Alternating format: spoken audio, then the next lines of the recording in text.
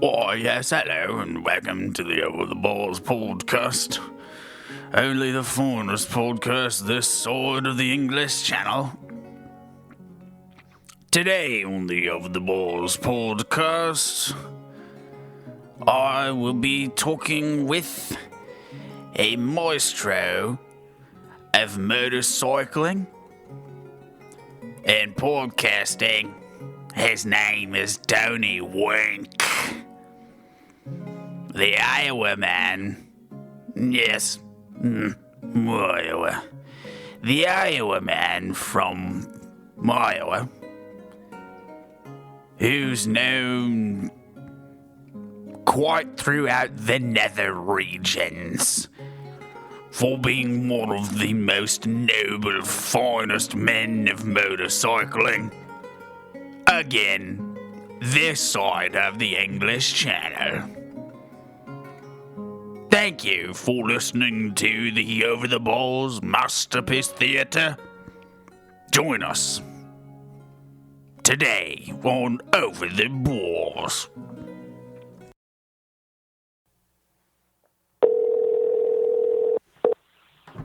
Hello. Hi, Tony. Hey. How are we doing? Pretty fine. Pretty fine. I'm recording you, just FYI. Okay. It's begun.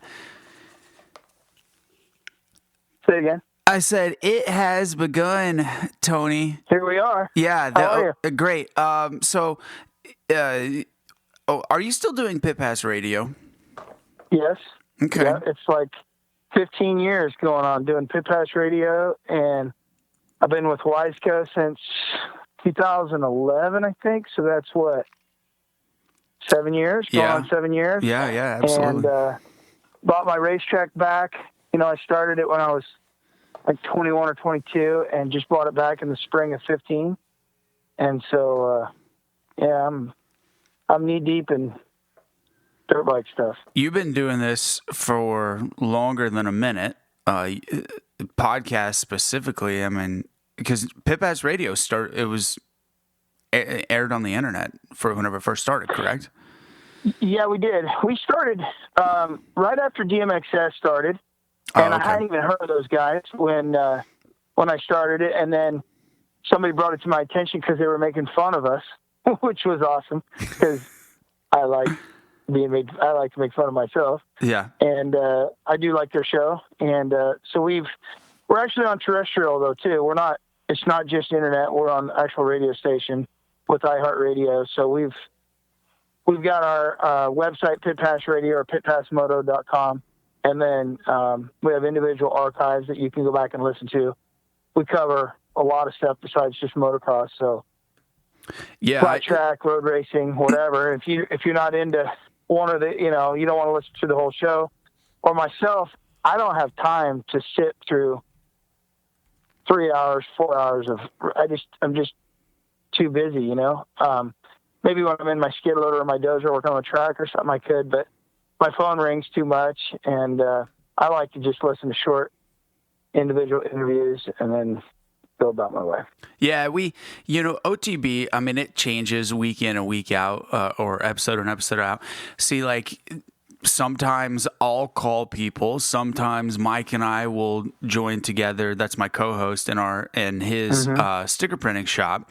And we'll have people come in sometime, and then we do this last thing that we did for a couple rounds of the Supercross series called. I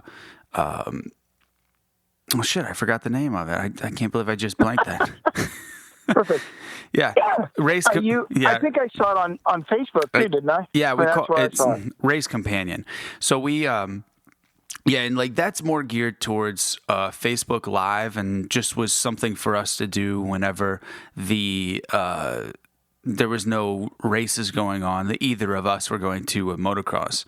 So we did our own take on calling the races, and I mean, it's a lot of fun. But we try to like really have some variety on the show instead of just like trying to get race reports and, guys to come in and talk about their sponsors and, what they're up to. The same kind of industry jargon that you can get on other podcasts. That's like the furthest thing that we try to stay away from. More of just like local racing. And I'm not talking about amateur racing. I'm talking about just local shit. Sure. Yeah. We have a good time with it. I think it's changed a lot. The technology and what it used to cost to stream was thousands of dollars for us to stream our show. It was a big deal. Yeah. And now it's completely changed. The technology's come around where you basically just, you plug in some fairly inexpensive equipment and you've got a show. And then, and it's really opened the doors for a lot of people like yourself, that you don't have to bring in a ton of sponsors to be able to do something like that or spend a ton of money. And I'll tell you what, we've done the show for, like I said, since 2003. And so we're going on 15 years. And there's times when I absolutely have to drag myself to the radio station to do the show. Yeah. And there's times when I'm looking forward to doing it. And we're every single Tuesday that we stream live. And then our show airs in the Des Moines market on 1460 AM KXNO, which is a sports station. They have some NASCAR stuff before us. And that's on Sunday morning. Wow. And there's times, to tell you the truth, right now I'm pretty bored with it. It keeps me relevant, though, with my job and with, I probably, this is going to sound crazy to you, but I probably wouldn't even watch racing or pay any attention to it.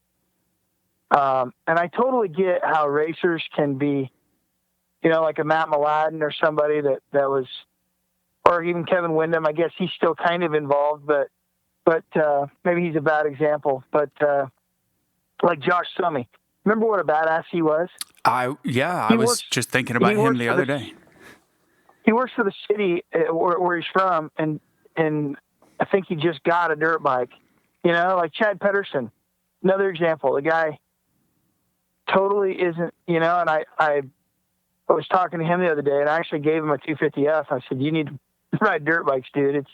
It's what you do." But I can totally see why people just kind of distance themselves. They just kind of fall off the face of the earth, as far as we know, because you do it for so long, and it just kind of loses its luster. I mean, I still my hobby is still riding dirt bikes, and I own a racetrack.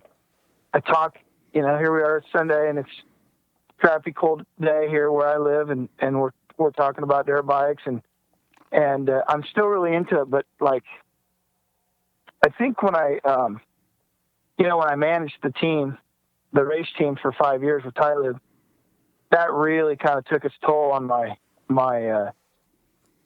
interest or love for watching other people ride dirt bikes. Everybody thought that was like a dream job, to be in the middle of that supercross track in the tower, running a team. And really it was a pain in the ass.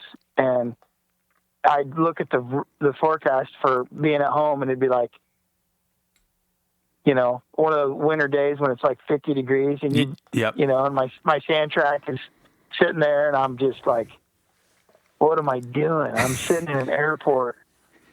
That was part of my hang up with doing inside track for Feld is, at the beginning of the year, sure, yeah, I'd love to fly to all the races and walk around and, glad hand and meet all the high rollers and explore. I forgot you did that. Yeah, explore the stadiums and do whatever the hell it is that I want in warm places, open air stadiums, nice places like San Diego.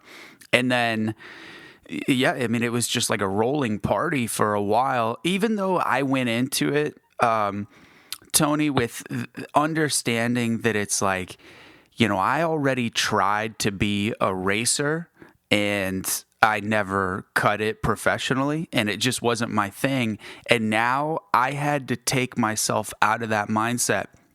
And like you said, just watch other people ride dirt bikes, which at the end of the night, whenever it came time where I had to be out on the track watching the races and, getting ready to talk with guys after the races, that really was like the least fun part, was standing around out on the floor watching the races, because I wanted to be walking around exploring and, you know, meeting people and doing everything other than watching just the dirt bikes ride.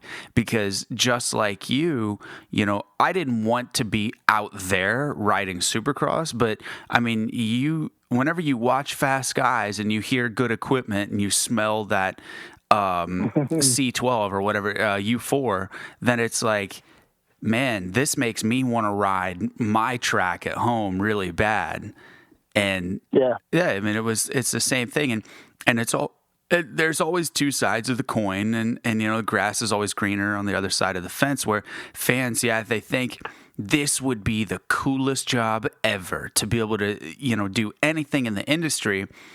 Right. And it is very unique, and it is very fun for a while, but just like every single job that there is, there's a reason they pay you to do it, and that's because the fun goes away after a while, and you're not running on excitement or enthusiasm anymore. You know, at first it's like, this is too good to be true. They're paying me $1,000 to walk around with a GoPro. You got it. But then even in one year, by the end, I was like, in my mind, I was like, this is just a means to an end, so I can buy a Craigslist bike and fix it up. You know, like even in one, in 1 year. Yeah. I've kept in touch with Daniel Blair, and, you know, he was a really good arena cross guy and supercross guy. And now he's doing very well with the broadcast, and he's doing arena cross, and they brought him over for supercross a few times. I don't know. I didn't see him last night, but, you know, I'm going to be interested to hear how his enthusiasm level, if he can maintain it for what he's doing over the years, because he's a badass racer, and he's not doing that now. So it'll be interesting to see if he can maintain as well. Yeah, and he's young enough still to where if he wanted to put in the time and trained for 6 months and started riding again, he could be out there, you know, qualifying for mains or doing whatever he wanted to do. He's not too far off of that, you know, the talent like Jim Hawley or like Andy Boyer was whenever Andy was doing it. You know, there's right. That certain time period where you have to kind of leave that behind. And I think that Daniel's probably still in his capable range, although he likes to be humble and make fun of himself. Yeah. Speaking of Hawley, he's still doing the race day deal for Feld? Yes, he is. For Fox, whatever. Yeah. So he, did you know I raced the Baja 500 last year? Yes. Okay, so we won the Pro 30 class in the Baja 500 on a 450 FX Yamaha. First 500 win that Yamaha's ever had. They sent us a plaque. Didn't pay, but it was cool. Actually, I did pay, but not near enough for what it cost. Mm-hmm. But Hawley, we stuck Hawley on the bike, you know, because it's a 5-man team. Hawley was actually one of the riders. There's this dry lake bed that you got to go across, and it's like 115 mile an hour. And he's badass still. He's old, and the guy doesn't drink a drop. He trains. He's way better shape than I am, and he's like pushing 60, and I'm 40. Yeah. But it don't take much to be in better shape than me. But the guy's incredible. I mean, he's very, very talented dude. Really knowledgeable about bike setup and that kind of thing. He was quite an asset to us. So I've known him for a while, but it was fun to hang out with him down in Mexico. He's a cool dude. I met Jim at an arena cross in January of 2006 in Portland, Oregon. Whenever he first brought over Jus Lonsu, the Estonian, and that was whenever Jim was initially importing talent over, and Juice was like his first big name guy. You know, Juice went on to ride for, I think he did do a stint for Factory Honda as like a fill-in ride, but he was on that Motorsport Honda team. But anyway, it was funny because my dad actually raced with Jim in his heyday whenever he was racing outdoor nationals and Trans Ams. Yeah. So. Oh wow, that's cool. So whenever my dad went up to Jim and introduced himself, then it was like a light had gone off, and Jim, like most old dudes, went straight into vintage mode. And I mean, they were yucking it up about bikes and races and tracks from 30 years ago as if it had happened yesterday. And, a lot of people kind of give Jim a hard time about the way he is on Race Day Live, because he does have a tendency to interrupt his whoever he's talking to, but it's because he's so genuinely excited and happy to be there and talking about dirt bikes. He's kind of like a puppy. He gets too caught up in the moment and gets excited. But I mean, yeah, like you said, he knows a lot about not just like motorcycling or motorcycle setup, but like motorcycling as a whole. Because that dude, I mean, from day one has not left the industry, and like you said, is in tremendous shape. He actually just raced the one of the Supercross amateur days, the first one that they had, or it might have been in Tampa, and in like plus 40A, and like, I guess he launched some jump that was a triple and made it into a quad and about killed himself. And yeah, like I said, the guy's nuts. There's that section in the desert that he went across. I went across it a few weeks ago. I was down there riding, and I hadn't even seen it. It was over by San Felipe, so it's on the opposite side of the Pacific Ocean. Okay. And, Baja is just a little strip, basically. So we rode from one end to the other in a couple days. And anyway, I was going across this lake bed, and I'm thinking, how in the world did this guy, like, what a lunatic, to go that fast, because there's, like, these silt pockets that just suck you down. It's like riding into a giant powder, and it yeah. Totally, you'd totally eat shit. You'd flip, and you'd be in deep trouble in the middle of nowhere. And so we stuck Jim Hawley on it, and he obviously he did well. Yeah. So, yeah. Speaking of that, my dad and I are going to go ride in Ecuador in February next year. Oh, that's super cool. We're going to do... Why there? That's just the spot. I guess he just picked Ecuador. There's a bike rental service down there that they do full packages of like guided tours, or you can do like GPS guided tours, or you can just rent the bikes and bring them back 7 days later, however long you want to go. So we're gonna go down and probably rent some DRZ 400s, because they have everything from like XR 250 or CRF 250s to KTM 1190s, but we don't want to do like hardcore adventure cruising, so we don't need those big bikes like an 1190, because we want to get off on some of the trails and right. 400's good bike. I got a few of them. Yeah, it's a good. very versatile bike. So I've actually rode one on a Supercross track. That doesn't sound good. If they have an XR 650, that'd be a bike. Those are really good. I've got one of those, and that's what they race. That's what all the dudes that I go down on vacation with in Baja, the guys that have been around forever, they all ride the 650 still. Yeah, it's just a good bike. It works very well. You should try Baja sometime. It's really neat. We go every winter. Have been anyway, and it's not that expensive. Really? Sure. What does it cost for a guy to go? Well, it's not like it's like a Chris Haynes or whatever his name is that does the tour. It's not like one of those outfits where it's like completely turnkey, but about $750 is what is, and it's a little bit more because there was a bunch of guys that we went with last year, and they were assholes, and I said, I'm not ever traveling with those guys again.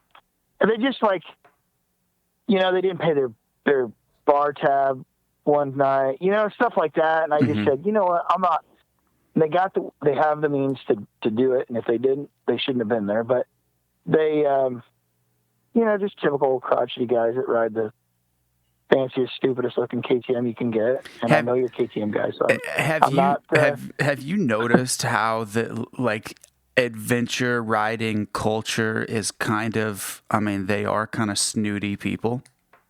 Yeah, they're totally I shouldn't say that because I have some friends that do it that aren't dorks. Yeah. But yes, I've run across a lot of guys that are complete dorks that do that. And I have, actually, the guys I ran across in Mexico were really cool. There's a lot of those dudes that ride down into there, and those guys are really neat. But you do run across them, but it's not too bad. We spent you pay $750. That covers all your hotels and the chase truck and the fuel and snacks and the whole bit. And the chase truck will try to, get ahead of you on some highway or something. And they plan it out, and it's ribboned and everything. And you gotta, some buddies of mine got lost this year. So you got to use your brain. Yeah. But for the most part, they, and they take all the stuff.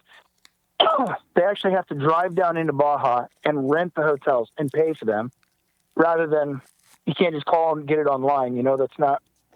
Yeah. It's not set up like that.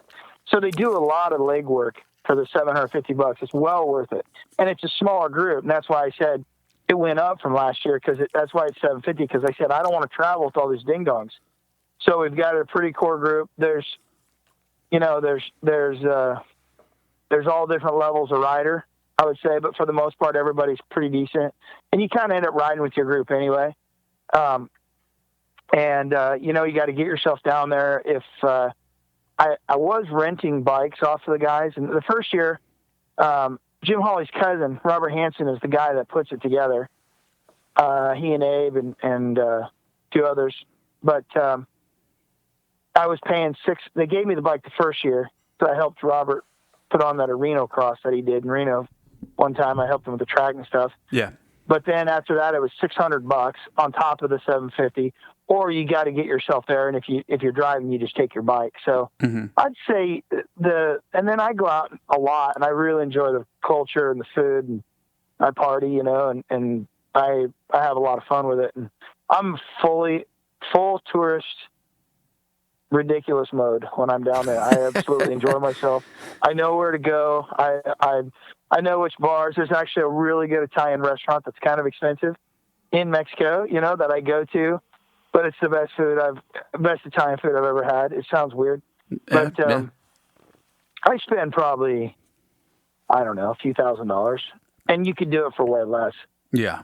I drink too much Don Julio and cervezas. So, hey, when in Mexico, do as the Mexicans do. That's right. Yeah. And I buy a lot of crap too while I'm down there, So you're buy blankets and sombreros and boots and the whole deal. So you come back straight cowboy. Every time. And then I never use them or wear them. And then I get boozed up and buy more.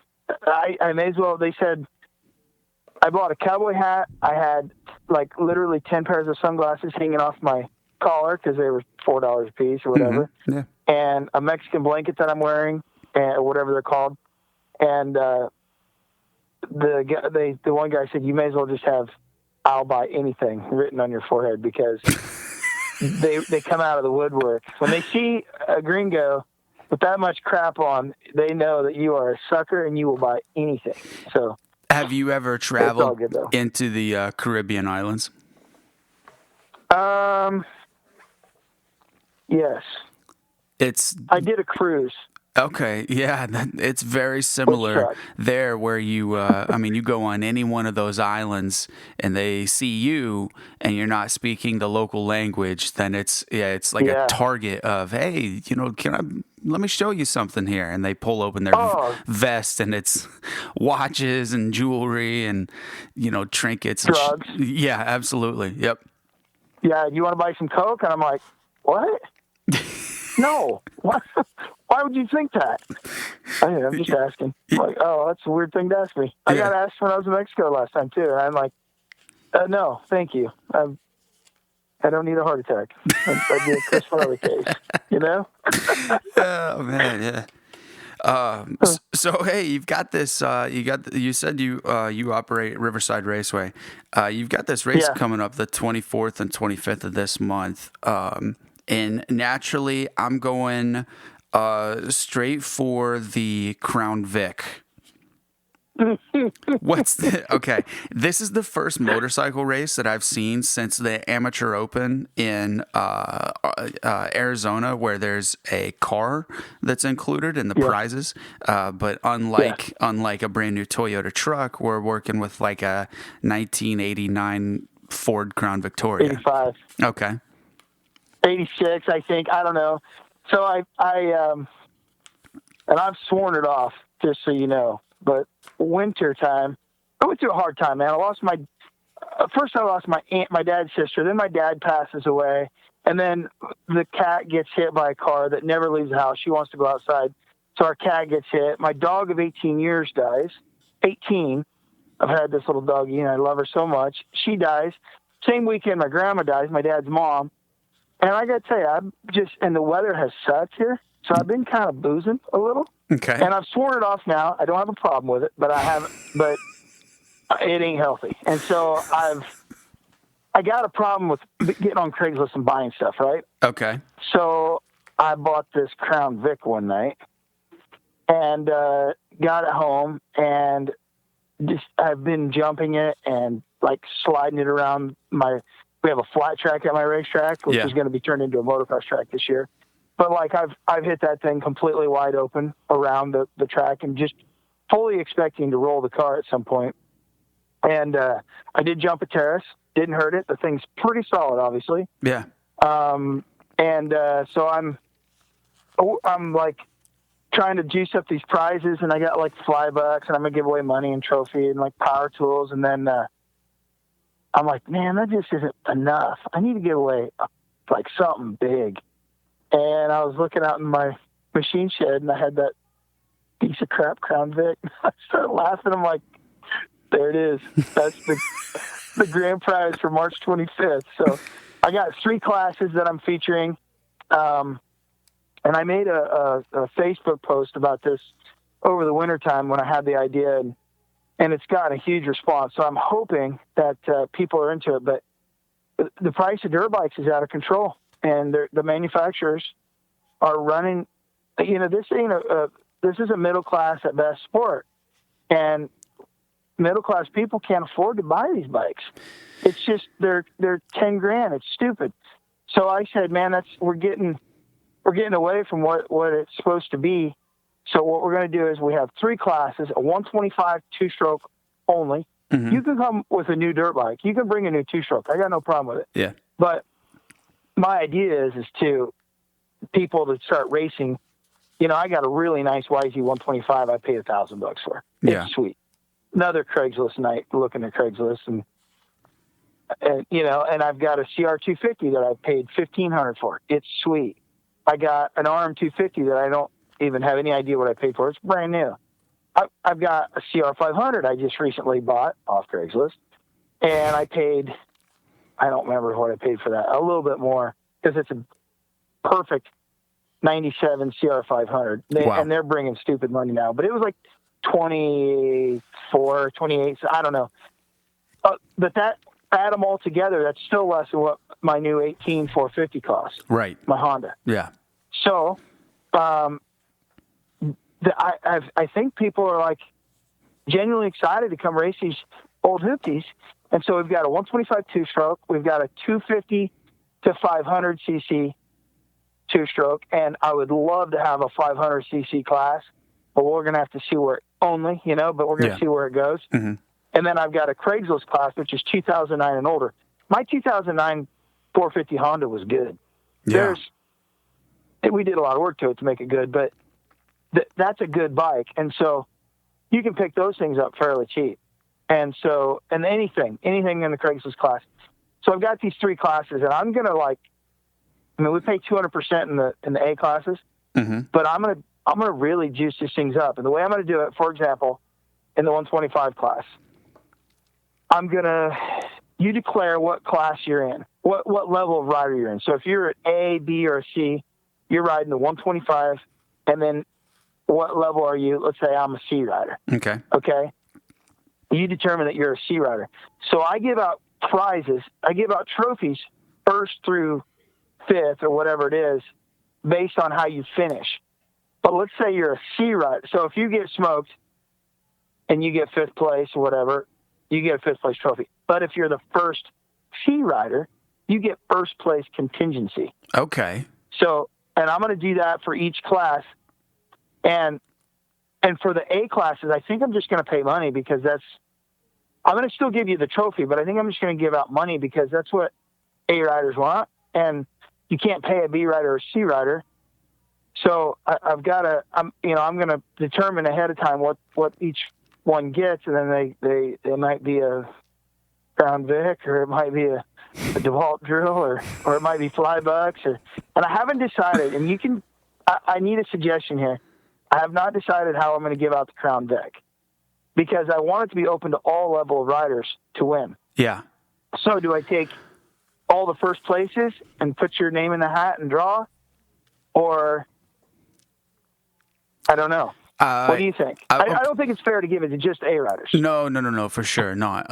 Because you're paying us. Now, however, what you could do, is either take all your first place guys and put their name in a hat and draw it, or you could do total cumulative points. So almost like you could factor in, so you have to ride 2 classes or more, and whoever has the most points at the end of the day goes home with the car. So let's say if Junior Smith rides Big Bike Open 1624 and 450B and gets a total of 62 points, and he's got the most points out of the day, then that's, think of like how it would be championship points if 25, 22, 21, so on and so forth, like AMA scoring, and then you took those points and then added them all up. I mean, I guess it probably wouldn't be hard to do. You just find all the riders that are riding more than one class and tally it up. I think I want to do it just for the 3 classes, though. I think I just want to do the Craigslist, okay, the 125, and the 250 to 500. Oh, okay. And you could ride Craigslist and 125, or Craigslist and the 250. But I don't know. I got a week and a half, 2 weeks from today to figure it out. So. Have you, well, maybe you could ease your swearing off of alcohol and just get to drinking some of Grandpa's cough syrup and think on it for a night. I'm done with it, dude. I gotta do better in my life. I just turned 40, and it's like I don't want to be that guy. I gotta, the guys say I can quit anytime I want. Yeah. Well, I really can, and I did. So. Yeah. Well, good for you. Yeah. So then, and then on Saturday, you've got Yamaha and KTM demo rides from Hicklin. Yep. So we got an open practice on Saturday, March 24th, and it's from 10 to 4. Hicklin will be there. They're bringing down, I know they got a 350 KTM, a 450 KTM, I think maybe a 125, but I don't know that for certain. I know. And a 450 Yamaha, and I tell you the truth, I'm not sure what all bikes are confirmed. But they've been really good. Hicklin has been good since I got the track, and I've been with Storm Lake Honda for a really long time, and I still ride a Storm Lake Honda 450. And so I kind of feel like I'm cheating on them with having Hicklin Power Sports, down there and promoting their shop. But Storm Lake's a ways away, and Hicklin's been really active in wanting to promote their business, and the guy that owns it is a friend of mine. I mean, he's the one that sponsored the Baja 500 team, and so we've become friends, and I rub it in every time that I ride in a Honda, because he doesn't sell them at his store. But they're cool. They bring in bikes. they're really involved in the, the racetrack, the bike shop here in town that my dad used to own. They haven't been to the racetrack since I bought it. They don't support the sport at all. It's, well, they don't support me. I'll say that. I shouldn't say they don't support the sport, but they certainly don't support any of my activities. And I appreciate having a bike shop like that to bring these bikes down. And I think it's a big deal for people to get to ride a bike before they buy it. It's, the days of reading a magazine and hoping that their riders know what they're talking about, I think is crazy, because they're $10,000. Like I said, well, you got to know what you're buying. So yesterday, I went and rode my buddy Brent's CRF 450. It's a 17, so pretty much the same bike that you've got. And it's good, but it ain't the 18. But electric start, buddy. True. I didn't think about that. And I will say that bike was kind of hard to start, honestly. And it's I almost had to start it like a 2-stroke and twist the throttle to get it to fire up. But really? Yeah, and but that bike only has 22 hours on it. It's practically new, and it's vet road and really taken care of. But anyway, whenever I was riding that bike, Tony, the first thing that I really noticed, aside from holy fuck, this thing's really fast, was that everything on that bike just works well. There's no one thing about it that sticks out like a sore thumb that's like, oh, this doesn't work, or in the opposite direction, wow, this is supreme.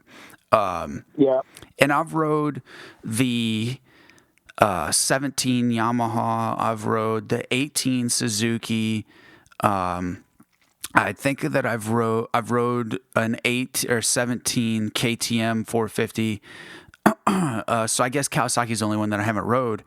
And, every time that I ride one of those bikes, I think, okay, yeah, I could win any race on this bike if I was capable of winning that day. It's none of the bikes are like, wow, this bike is so much better than the other. I mean, yeah, they all do things a little bit differently, but at the end of the day, the 450 motor is so applicable universally across every dirt bike course that you could throw at it. And then whether you're air fork or traditional fork, and then KTM's got their air shock, and Suzuki's got that new I forget what the acronym is for it, but their new controlled height shock, which some riders hate it, and the bike that I rode, it worked pretty much just dandy for me.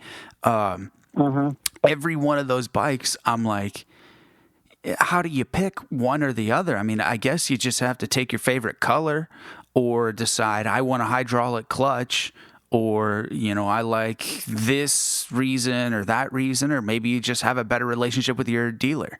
But that's what I think too. I think that, and we've gotten away from it as a sport, and it's unfortunate how, there's not much loyalty in motocross. It hasn't been for a long time, but, they'll and they'll try on gear at a bike shop, and then they'll go order it online, and that's horrible. But I think you find a dealership that you want to work with, that wants to work with you, I should say. And it's unfortunate everybody races to the bottom on the price of dirt bikes, but, so they can compete. But I get it, because it's, it's a lot of money, and people are pinching pennies. And, when they come down my racetrack, they come down my driveway, and it's $10 or $17 for an entire weekend to be there. The guys that have the nicest trucks, the $60,000 high country quad cab leather Silverado, with a Duramax in it, pulling conservatively a $60,000 plus toy hauler, and they put the ramp down in the back, and they've got 4 or 5 KTM mini bikes in there.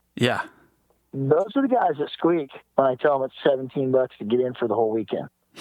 And it just kind of makes me giggle because that's the least amount of money you're going to spend doing racing.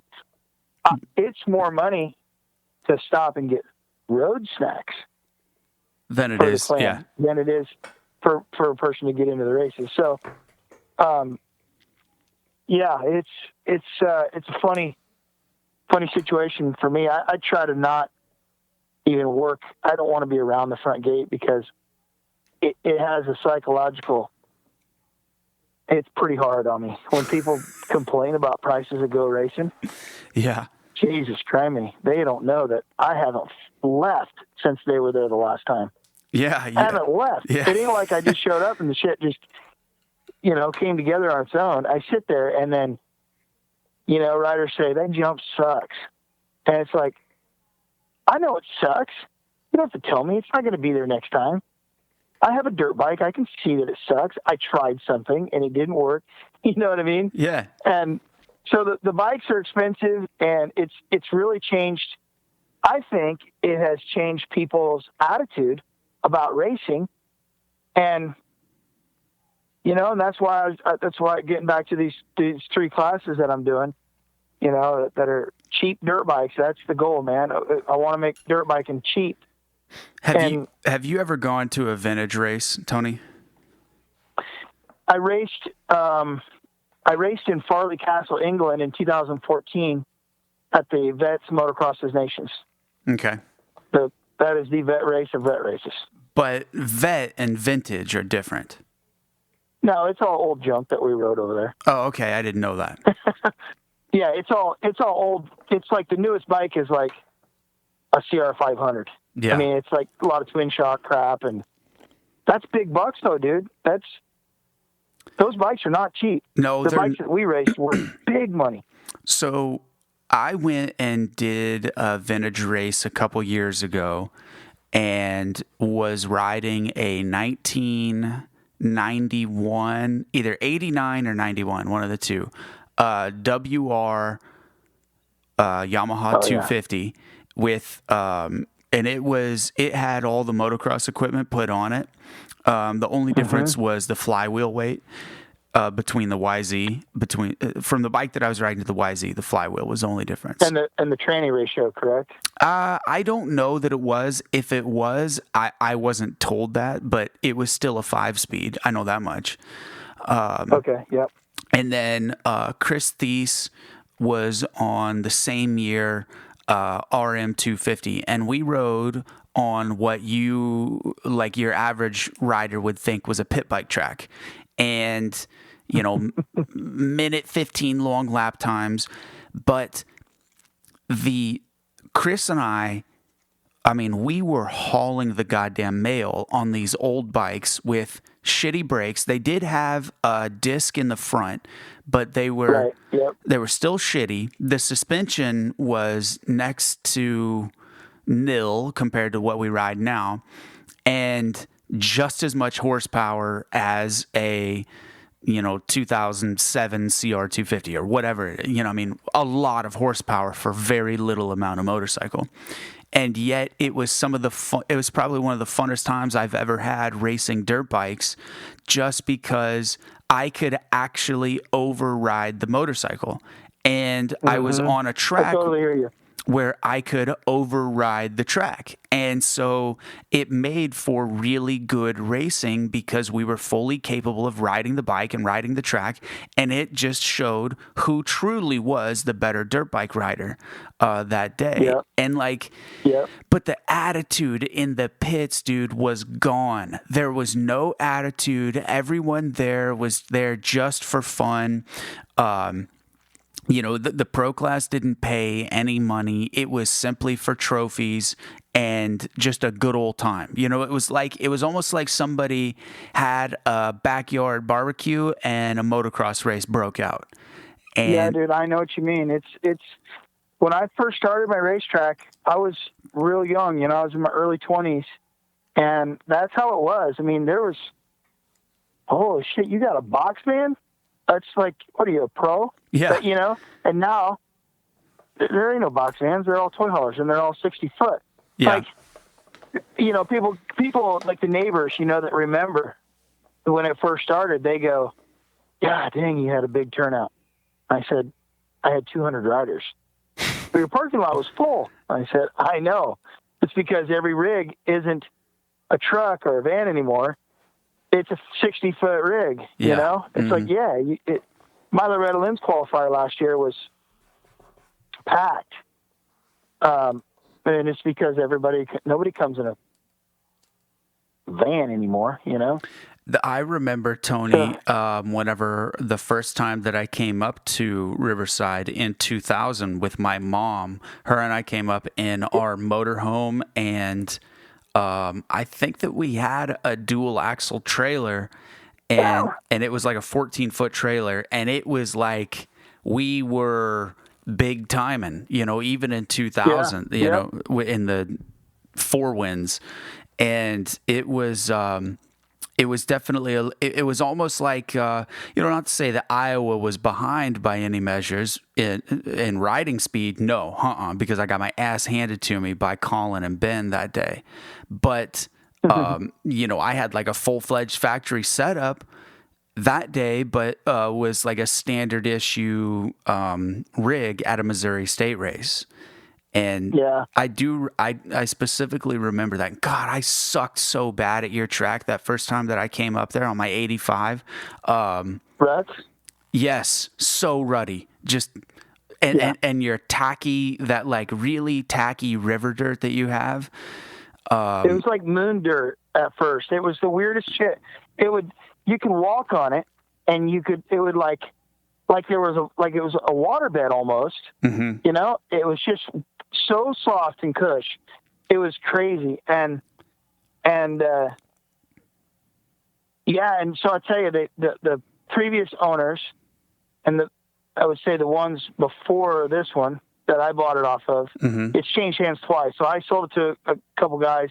They sold it to my friend Joe, and then I bought it off my friend Joe. But what they didn't do is maintain the dirt.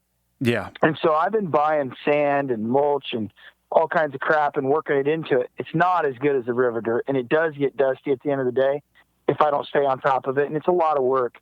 And they've cut down so many trees. It was it's a different place than it was. Yeah. And it's a bummer because it's, it used to be so badass. And I still try very hard, don't get me wrong. I think that the place is good, but when it was fresh, dude, it was something special. That dirt was something special that you had to know how to ride it. And it was the locals would just whoop your ass if you didn't. Yeah, I did not know how to ride it. I remember that was the tackiest dirt that I had ever rode. I mean, yeah, like you said, ruddy, spongy. I mean, like the ultimate combo of tearing an MCL was at your track. Absolutely. You know Jamie Bennett? Yeah. Okay, he's a badass, and he's fast. He's 40-something, and he's just insanely fast. I mean, I wouldn't bet that he wouldn't blow your doors off. He's that good. It's insane. I know you're really good, so I'm saying that's saying something, Jeff. The guy's unreal good. Okay, he comes to my place. We have a rain, and I'll tell you what. Last year I got lucky. The year before it rained every freaking race, and I mean inches overnight. And people would go, "Oh, you're canceled, right?" I'm like, "No." I'd have all dozers and skids lined up. We'd push all the dirt off. Then we'd get down to that old dirt that we used to race on, and then I'd go till it up. And Jamie was there, and he almost looped out one time, and he smoked everybody, and it was awesome. He goes, "Dude, it's like riding on fly paper. You know those strips of those fly trap. Yep. He said it's like riding on that stuff." He goes, I've never had so much traction. He goes, "It wouldn't matter what tire I have here. It's so good." And and I'm sure it'll rain next weekend when we have a race, and not to worry, we'll push it. All I need is clear skies in about an hour and a half, and I can make that place sweet. I got really good friends with really nice equipment. So I remember the first Loretta qualifier that I went to there on a big bike. I think would have been 2002. Whenever on Saturday it rained so much so badly that you cut a TT track on the opposite side of the highway. in my dad's hayfield, Yep. we laid out a corner track. He was so mad. I said, okay, guys, we took cones and barrels and hay bales and whatever we could get. And everybody had golf carts. I said, everybody with golf carts, start riding the track to cut it in. And so they did. And I remember, I think it was Teddy Mayer was there, or who would it have been? Teddy and Justin. Yeah, Brayton, they were maybe? both there. Yep. Yeah. So Brayton was there, and he's laughing. He's like, what do you think, T-Dub? And I go, there it is, man. So we went, hey, how about Justin win last night? I cried, and I'm not joking. I had to go to the bathroom so nobody saw. I was so happy for him, and he's coming to the track in May. He has a race at my track in May, and dude, I'm telling you, I'm so happy for Justin Brayton. What the people's champion type performance. Oh, yeah. And I didn't realize that, when LaRocca was setting that record of being the oldest dude to win, I thought he was old. And so that must have been a long time ago, because I'm 40. And I remember thinking, God dang, Mike, hang it up, dude. You've won. Be done. You know? And it's like, Justin and I keep in touch quite a bit. And he asked me the other day, he's like, this was after he'd won the first heat, or the first main of the Triple Crown in Atlanta. Yeah. And he's like, what do you think? I should keep going, huh? Because he's planning on quitting. And I go, I don't know, dude. You got your health and you've made some money.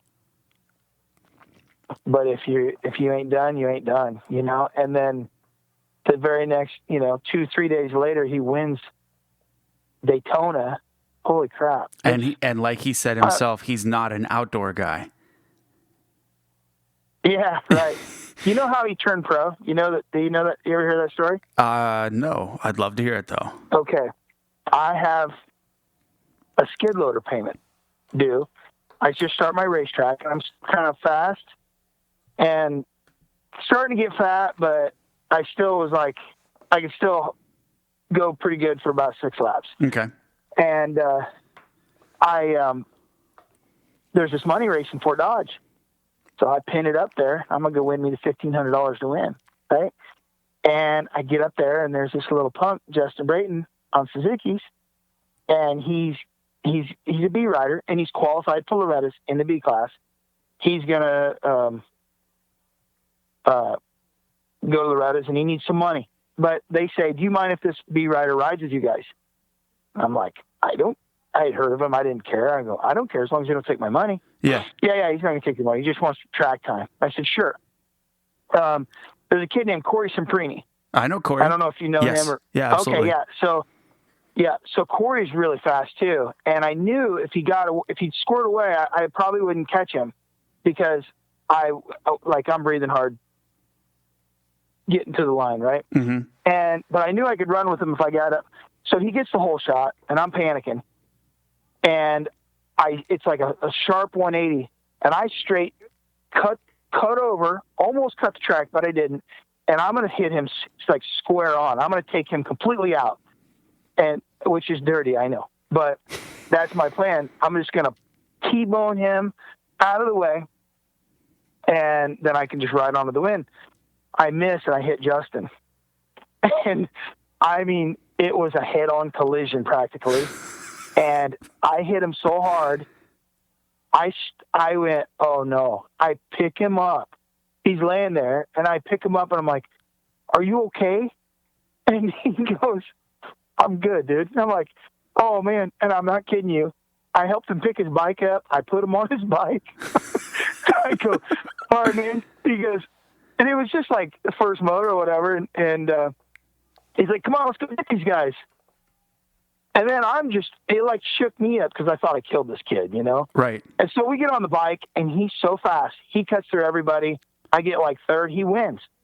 And I couldn't believe it. And I was like, this kid's unreal. This guy's real deal. He's fast. Yeah. And so the second moto, I get the win. So I got $1,500 coming because Brayton, he checks way out on us. I mean, he's way better than us. He's 14 at the time. Yeah. And he just 15, whatever he is, he just kicks our ass. And I'm like, God dang, I'm glad he isn't in my class. Come time to give the money out, we're all sitting around waiting on it. And they're like, and the promoter was Dennis Gailey. He was in prison now, but he was pretty shady. And he comes up to me, he's like, hey man, sorry. I'm going to give it to Justin because he kicked your ass. And I go, there's no question. But he's a B rider, and you asked if I minded if a B rider rode, and I said, that's fine, but you can't take my money. Yeah, but they need to go to Loretta's. They really need the money. And I go, no. And I'm telling you, that'll screw up his eligibility in the B class. And so they're like, well, it's an outlaw race. It doesn't matter. And I go, yes, it does. Yeah, you can't it does. do that. Yeah. Well, we're going to give it to his mom. It doesn't matter. I said, I'm telling you right now, I need the money. And if you take it, I'm calling the AMA tomorrow, and I'll have witnesses lined up. Don't do that. And they're like, sorry, we're doing it. And I said, I promise you I'm going to tell. And they go, you're not going to tell. And I go, I just gave you my word. I don't break my word. I'm telling you. And so Monday I call, and I felt like crap doing it, but I was pissed also. And I thought, I gave him my word. What do they expect? So I call. Justin gets a letter from the AMA. He's pissed, right? Up until, okay, so they're pissed. So they're like, well, he'll never be good enough to be a pro. That fall, he goes to the arena cross in Des Moines, the season opener. Yeah. And just kicks everybody's ass. And I mean, Bradshaw. And everybody was there. Okay. And he just smokes them, dude. So we're talking 2002 then. Yep. When I started my track, yeah. Mm-hmm. So, yeah, dude, and I was so happy. I mean, I was like, see, you can do it, man. And so what I didn't realize until last year, this entire time, Justin thought Semprini called the AMA and bitched about it when it was me. And I would tell him the story, and I'm like, he looks at me and he goes, wait, what? You're the one that called the AMA? And I go, and he's at my place, and I'm like, dude, I thought he was going to get in his van and leave. I mean, it's funny to think about now, but this entire time. And I probably let him think Semprini did it. Yeah. But, yeah. So that's how Brayton became a pro. And so did he not go to? Did he not go to Loretta's that year? In the B class, qualifiers were over with. And he was disqualified. And so was he on a? Okay, now hold on. Are you sure that he was on Suzuki at that time? No, I'm not. Because I think he probably was on a Storm Lake Honda. Fuck, I don't know what he was on, because if he would have been on Suzuki, then it would have been the St. Louis Power Sports Suzuki, which I think was earlier. I don't know. He couldn't have been 14 because that's how old I was in 2002. I think he was on a Honda, actually, because I remember Storm Lake Honda was really involved in his amateur stuff. Right. And so the 114 on a Suzuki would have been later than the Honda. No, 114. I don't know. See, now we're really screwed up, because I could have swore Justin was riding in 99 and 2000 on those like giant snow shovel radiator cover Suzukis. That's whenever he was on the St. Louis Power Sports team. And then I thought he rode Kawasaki's after that for a little bit. I don't know. Maybe my dates are screwed up. I have had several concussions since then. Pish posh, it doesn't matter. 6-1, half dozen in the other. Either way, he won last night. Mm-hmm. Yeah, he did. That's awesome. He comes in May. I only have 3 races scheduled at my track this year, and people are scratching their heads by it. But I've got to do other things to I can't. I've got this race coming up March 24th and 25th, and then I have my qualifier, which is April 7, 8, something like that. Yeah. And which is a good deal for our track. We need it. And then Justin and I are doing that event May 19 and 20, and he'll come back, and like Friday and Saturday he does like a Justin Brayton racing experience, and he does a lot of training with the riders, and we keep it it's a pretty small group. So when we open it up, it'll sell out. And unconfirmed Bradshaw's coming. Oh, he's going to come with him. Okay. Yeah. So Damon Bradshaw, at this point he's a yes, and he's like 95% sure. He just wants to make sure, there's no issues before we announce it. Mm-hmm. So I haven't announced it. That was unofficial. Okay. But, yeah, we do that, and then that'll be a debut for my stadium style track that I'm building, where my flat track is now. It's going to be like a really legit fair track. I mean, it's going to be bigger than a fair track, but kind of like a night track type situation. But I'm going to race in the afternoon. Uh-huh. And my plan is I'm going to have like not a ton of classes, just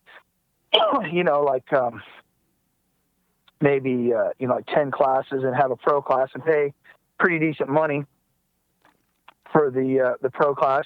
And then on Sunday it's a pro-am mm-hmm. at the track, and we run on the big track that you're going to ride on the 24th and 25th. Oh, you have an AMA pro-am.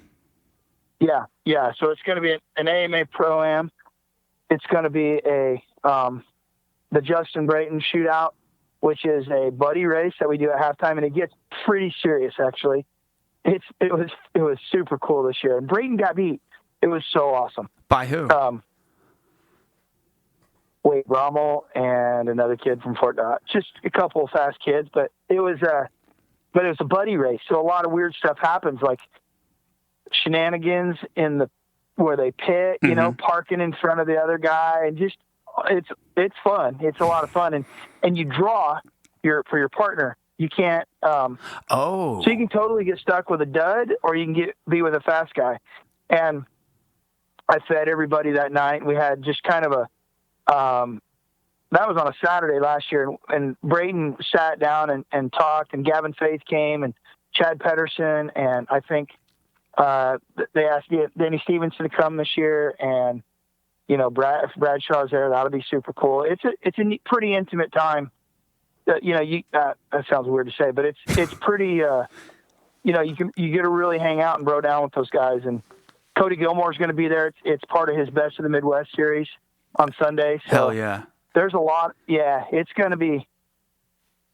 I think May 19 and 20 is going to be really good. A good time at the track, and I think Cody's Best of the Midwest series is one of the better series that in my, let's see, I've been racing 21, 22 years, maybe 23. Mm-hmm. In that 23 years, I think the Best of the Midwest series is probably the coolest in just face value of it being, instead of just Missouri State. Say that? Well, because like in Missouri, we have the Missouri State Series. Kansas has their Kansas Motocross Championship Series. Iowa has, you guys are District 22, right? Not anymore. Okay, well, whenever we got rid of it because it sucked. Yeah, so, and then I don't think Nebraska has ever really had a state series, or if they did, I never heard about it. But instead mm-hmm. of just single, it is so easy for people to get sucked into their state series or their district, and just that's what they go do. And then you have, it's almost as if, because District 22 fell apart, there was a need for a series, and so Best mm-hmm. of the Midwest filled the void. There was a vacuum for it, and Cody's series filled it. So between him going to Cahokia, your place, Midwest Extreme, it's like he's going to all of just the best tracks of all of the different series. So Cahokia, Bar to Bar, your track, Abbott, Oak Ridge. I think that's it. I think there's only 6 or 7 tracks. And instead of packing it all in real tight together. I mean, it's a year-long series where instead of just being dedicated to one thing and going and it's easy to get burned out on a series whenever you're racing the same 10 guys for 10 weekends in a row. Week in, week out, yeah. Right, yeah. And so I think it's cool that he's got it spread out over, 5 months to where you can hit the best of the Midwest and then go do whatever. You can go to Texas and race for a weekend if you want to, or do whatever you wish. Right. So I wasn't a part of the series last year, so I'm excited. I was, I got a hold of Cody and I said, hey, I really want to be a part of your series, and it didn't work out the year before, and so we got, I told him, here's my date that I want to do it. It's the Justin Brayton weekend. It's a pro-am. It's come on, dude. That's it's going to be badass. Yeah. And of course he was on board. So yeah, I'm glad to be a part of it, and I'm hoping, the thing is the weather. You do all this work, you spend all this money, and the weather can come in and just ruin it. And it is a freaking gamble. I'm telling you, it's a gamble to make. Sometimes it's a huge gamble, and you're just going to break even. When I bought my racetrack, here's the thing: I sold my racetrack before motocross blew up. Yeah. And then it was really good. And the two previous owners killed it and made a lot of money. Mm-hmm. And then now that it sucks, I buy my racetrack back. But I'm not doing it for the money. Believe me, I have to make money at it or I can't continue to do it. But I'm doing it because I'm a moron and I love dirt bikes. So you've got Cahokia, which is essentially, you could either call it Keokuk or Quincy are the nearest towns. So that's right up there in the tri-state area. And then Midwest, Mm-hmm. which is, Kansas City. And then Riverside, your place, which is, the Des Moines area. And then we've got to be announced on June 3rd. I don't know what he's going to do with that one. That's Norfolk. That's that sand track, right? I don't know. I've not been there, but from what I understand, the owner died, and the family has agreed. Cody didn't want to, but I think they just announced that it's going to be in Norfolk, and the family's going to go ahead and run the racetrack, and they're going to do a memorial or whatever, and it sounds pretty cool to me. Zach Archer was telling me about that track, and he said if there's anywhere that I could do really well at, it would be at that track because I'm a sand rider guy. And then the farm, then Oak Ridge, and then back to KC Moto, and then Fiddler Creek, which is Homer. So I guess that Abbott's out. I didn't realize that. Hey. Oh, we lost Tony. Let's see if he's going to call us back here. So, yeah, we're talking about the Cody Gilmore's Best Midwest Series. Specifically the track that, the to be announced race. That track, let's see, I'm going to click on this. Doesn't quite load it up yet. I guess that, there he is. Okay. Hi, sorry. What happened? I don't know. Your phone disconnected on me. Sorry about that. Yeah, no worries. Are we recording? Yeah, it's still running. Yeah, perfect. Okay. Yeah, so we were talking about Norfolk. I hope I can make that race because it sounds pretty cool. Yeah, it's a good looking track. And then I guess I didn't realize this, but he's not going to bar to bar this year. I guess maybe that race didn't do very well last year. I don't know. I'll tell you what, I've been stuck the last couple years at my track. I haven't been able to get out much just because I've been making a lot of changes and improvements to the facility, the property and stuff, and it's just really time consuming. But hopefully with this year having less races scheduled, I can get out and hit a few of the other ones.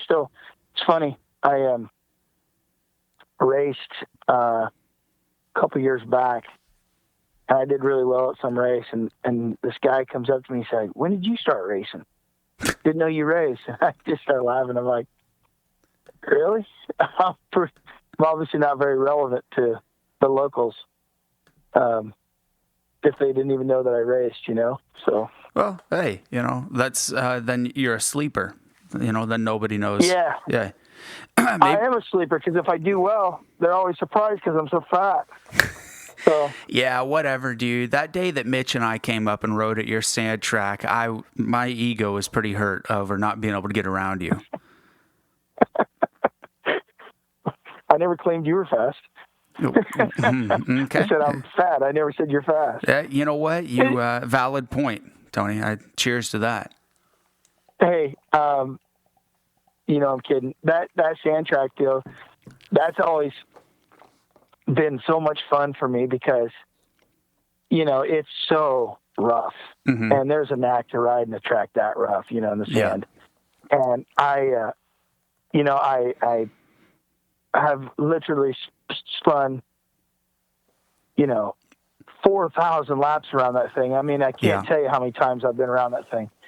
And I'm fat and I do not work at it, and so local A riders are like, hey, we heard you got a pretty legit sand track. Yeah, I think it's good. How do you prep it? How do you groom it? How do you do this? How do you do that? And I just laugh. I'm like, just come ride if you want. Yeah. And these kids will come out and they'll just work me on a regular track, but they'll come out to the sand track and they'll go 4 or 5, 6 laps maybe. And then they pull over and I'm just riding and riding and riding and riding and riding till I'm out of gas. And I go back to the house and I get more gas and then I come back and, and I'm like, what are you stopping for? What are you doing? I have arm pump. I'm tired. And I go, you're tired. Yeah, this is hard. And I go, it's hard. And you're an A rider and you claim to be, and it just, they're hyping themselves on the social media and how good they are. And I just put it to them, and I just think, I always tell them, I'm like, wait till you're just about 40, about 300 pounds and you drank a fifth of whatever was near me last night. Then it gets super easy, pussy. So yeah, that's whenever it gets real easy. That's when it gets super easy, where you just, you're like, you're seriously at stroke level of your heart rate, and you just, and you're about to have a massive heart attack because you're so out of shape, but you just don't have enough sense to let off, and you just, I had a 2008 CRF 450. I put 350 hours on it in 1 year on that sand track. Wow. 350, dude. That's not working. Yeah, no. That's just riding your dirt bike. Yeah. And I wasn't any thinner than I am now. That's I know. Whenever Mitch and I came up and we pull up to your house and you're sitting on the front porch with your cowboy hat pulled over your face, and you live in the middle of a downtown area, so to speak, and I'm like, where's there's no track here. And you're like, yeah. You're like, just put your gear on, don't worry about it. Yeah, I moved actually. Right. Yeah, but that's when I knew. I lived down by the track. I knew that's wherever we were going was going to be really, really good. I got ran out of there. So I bought that house in 2005, and the reason I bought it is because of that sand track. We had poached that place for so many years, and it's just an abandoned sand pit is what it is. And we had poached it for so many years, and my friend Matt had that dumpy house, and I said, dude, don't ever list this if you're going to sell this ever. And I paid $70,000 for that house, and I got $570,000 worth of fun out of that sand track. Yeah. And I just sold that place for double, and and you saw it. It wasn't very nice, but they and honestly, I would have kept it and rented it to a dirt biker or something, so we could still ride from out of there. Yeah. But the owner of that sand pit changed hands, and it's active again, and they're actually in there doing stuff, and they ran us out. Oh, okay, yeah. And even in the wintertime, there's people in there, and it broke my heart, man. It was like, It'll never be as good as Boonville Sandpit. I mean, it'll never be as good as that. Yeah. It was so good. Yeah. So. Well, Tony. I got one more question before you hang up on me. Oh, okay. Yeah. Which bike are you going to ride, or bikes? Well, I mean, you tell. I got to reserve them because I'm going to have other people wanting to ride my stuff. Okay. I will go with the RM250 first off. That's. Yep. Yeah. I figured. It's sweet. And honestly, I don't know that I could ride your Honda 450 any faster than I could that bike. Okay. What about the CR500 or the YZ125? I think I'll go strictly RM250. Okay. You can ride Craigslist. You can ride the 250 to 500, and then you can ride the Open A, which pays 200%. You can ride the 250A, which pays 200%. So you could come home with a sweet Crown Vic and some money. I mean, I'm coming for the Vic, honestly. And I'm bringing my girlfriend. I'm bringing my girlfriend with me in case I need, somebody to drive my truck home. I can't wait to see her. Do you think that car would make it all the way back to Lawrence, Kansas? I wouldn't be afraid to drive that thing to California. I'm serious. Is it just the perfect? I can't break it. I've jumped it, dude. I've hit the thing. I've jumped terraces with it. Literally, the exhaust isn't what it used to be. It's fallen off. It's the perfect Blues Brothers car. It is. Yeah. The thing is, honestly, it's unreal. It's that's the car that they all want for like stock car racers or whatever. That's like a pretty hot. Yeah. And so when I told my buddy I was giving it away, he was pissed. He's like, "No, we need that for stock car racing." And I go, "Too bad. Whoever wins it you can buy it off of whoever wins it, Yeah. Because I got to figure out how I'm going to give it away, but I can't wait to give it away. So, and I bought it off Craigslist. I didn't transfer the title, so I'm jumping title, which is really illegal. Okay. So, so whoever gets it, it's going to go right in. I'm just going to give them the title, which is in the car somewhere. I have to find it, and it's their deal. I wasn't here. You didn't talk to me. Nope. Got it. So, got it from the previous owner. Yep, that's right. What? Okay. And what year is that RM250? I don't know for sure. It's like an 03 to 05, one of those. So here's the deal. I sent it out to Wisco. They needed a project bike. They wanted to do a refurbish for their shows, and maybe it was in a magazine. Yeah, I'm not sure, but I sent them another one first, and they needed an 03 or newer. Yeah. And I sent them an 02, and I didn't realize it was an 02, but it was the worst. I mean, completely junk. The thing needed to go in the dumpster. Like, you would not one good thing about that bike. Okay. And I gave it to another kid. I gave it to Joe DeBauer, and he's got the thing refurbished, and it's going, and he's going to race it this next weekend at the track. But, okay. So they sent it back, and he was pissed. He's like, "You better send me something nicer, and this is too old." So I sent him this bike, and I think it's an 03 or an 04, but I sent it out to him. It was out there for quite a while, and then I was traveling through, and I picked it up on my way back. I was coming back from Florida or somewhere, and the thing is brand new. I mean, like, it looks like a brand new motorcycle. It is so nice, and it's gonna be. I mean, the thing is sweet. Do you have any idea what the suspension is sprung for? Is it stock? I can ask. It was done by, I think, Pro Action, and it was not done for me. So that's good news for you or anybody else that wants to ride the thing. Okay, cool. As long as it ain't set up for me. I don't think I've ridden it, actually, Jeff.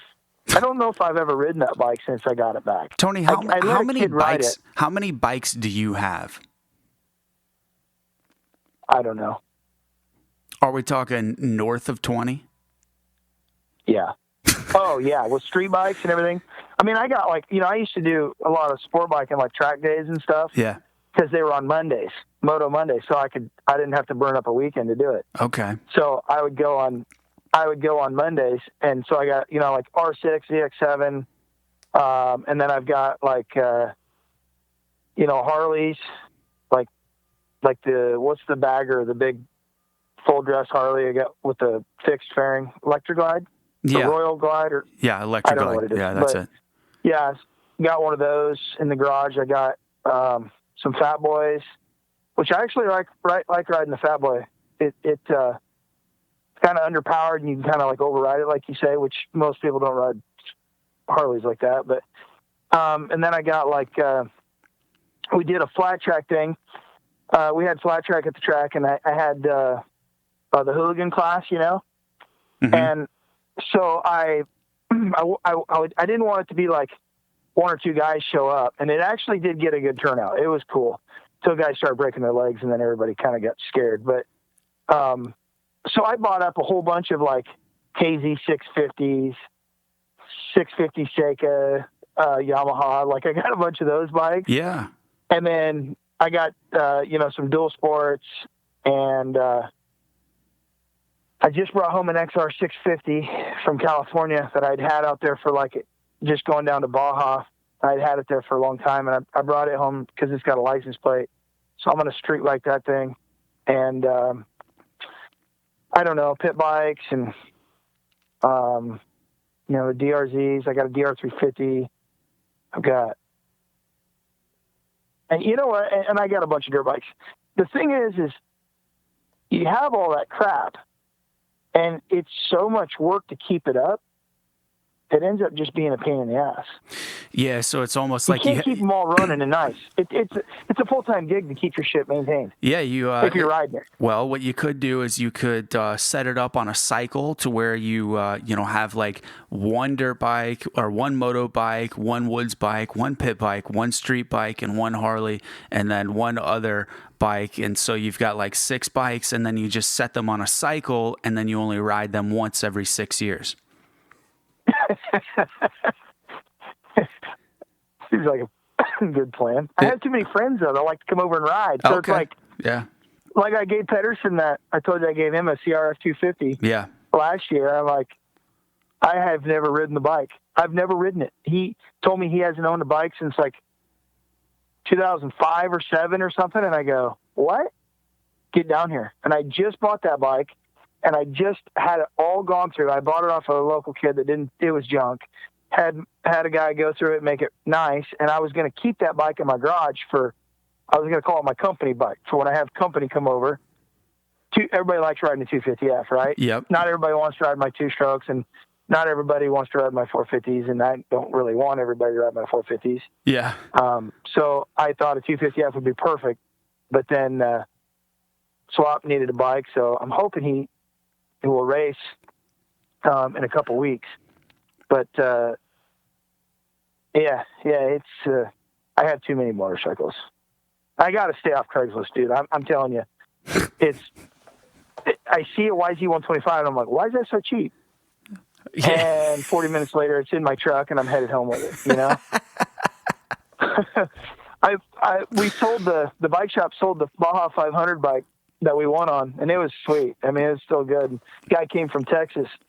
It was a YZ450FX. Yeah. And he come up from Texas, and the salesman was trying to sell it, and he was like, I don't know. Just call Tony. So he calls me. I said, oh, they're selling that? Yeah. And I go, well, it's a great bike. And so we get to talking, and he says, yeah, I got to make room in my garage. I need to get rid of something because I'm collecting too many bikes. And so I go, what do you got that you want to sell? And he said, I've got this bike, pass. I got this bike, I'll pass. I've got this bike, I'll pass. I got a CR250. Okay, what year? And it's like an 03 or 04 or whatever it is, the one that had jetting issues. And I said, what do you take for it? $1,500. I go, is it nice? Yes. I said, bring it, I'll take it. Haven't ridden it yet, but my buddy has, and he says it's really nice. You know, it's like, I have too many motorcycles. Not enough time, too many motorcycles. I could sell all my motorcycles and probably live on the money for a year. Yeah, but then how much fun would you have? Yeah, exactly. None. You'd have no fun. Yep. All right, buddy. Well, hey, I'll try to massage everyone I know into coming up to Riverside in 2 weeks. Yeah, if you're coming on Saturday, let me know, and I'll I need to know actually, and I'll line up a place for you to sleep and shower and all that. So make sure you're self-contained. You race out of a van, or what do you do? No, I just have my pickup truck. Yeah, perfect. So you can just come to the house. Okay, cool. Okay. All righty, brother. This was great. It will come out later on tonight, like late tonight. Because do you know who Kevin Moranz is? Sure. He's a kid from Topeka that he just did the arena cross races to get his pro license and supercross. Kevin's a really good kid. He's like 18, he might be 19 years old. Really, really good kid. Rides KTMs that they buy from the bike dealership. His dad's a diesel generator mechanic. Small family, him and his brother. His brother goes to school. Kevin is actually still a full-time college student and is training and racing and doing all of this stuff. And he just went and at the last arena cross race that he did, I think he won the lights class and got second in the main. And in South Carolina. And so he's going to go to Denver this weekend, but he's going to come to my house later, and we're going to do the back half of this here in a little bit. So yeah, cool. All right, man. Yeah, after I get a hold of, after he gets here, and we'll put it all together. It'll come out late tonight. Just send a link. You got it. We go on iTunes and Stitcher, and we have a Facebook and Instagram, and I'll package it all up together for you. 10-4. All right, buddy. Good talking to you. See you in a little bit. All right, bye-bye. Yep, thanks, man.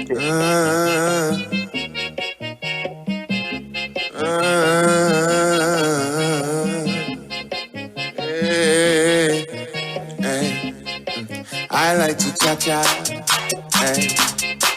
in a Latin bar, yeah, with a Dominican and reasonable hyena. Yeah. I like to cha-cha, I like to cha-cha, with a Dominican and reasonable hyena.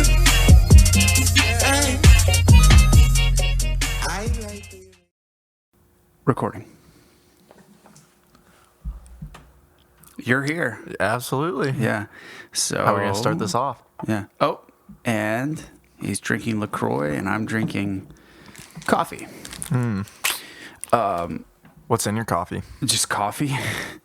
There's no way I can drink coffee, just coffee. Oh, well, you're not old enough yet, unfortunately. That's why I don't drink coffee, because I have to have a pound of sugar and a pound of creamer. Got to stay away from it. Pull that mic back towards you. Right there? Yep. Better? Yeah, that's the spot. Perfect. So you watched yourself on TV earlier? Yes. How yes, was I did. that? It was pretty cool, you know. Fox Sports 1. Fox Sports 1, yeah. First time you've seen yourself on TV? No. Wisconsin was the first time. No, not what I meant. I see myself on television all the time. No, it was a really cool experience seeing myself on television in Wisconsin. But this was like the first time helmet off, like actually just me on the screen. Yeah.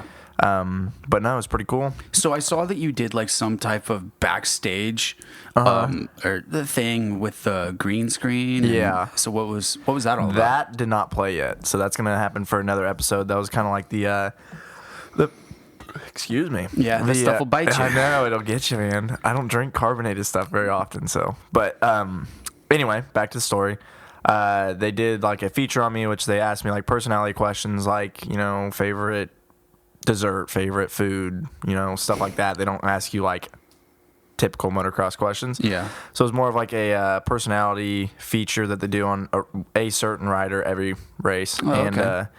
So that did not play, but they did the whole situation with the, how like the pro riders will be like, hey, don't go anywhere. We got more here on Fox Sports 1. So they did that with me. And then Kristen, which is the announcer there, got right in front of me, in front of my bike, before one of the motos, talked about me kind of. So it was pretty cool. Yeah. And that hasn't aired yet? Or? That aired. Oh, okay. So like everything aired besides the feature. The feature on me will be later, coming weeks, hopefully, is the plan.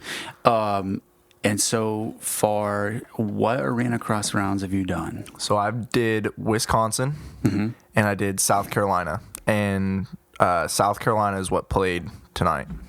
Now, I'm curious. I'm going to look something up here.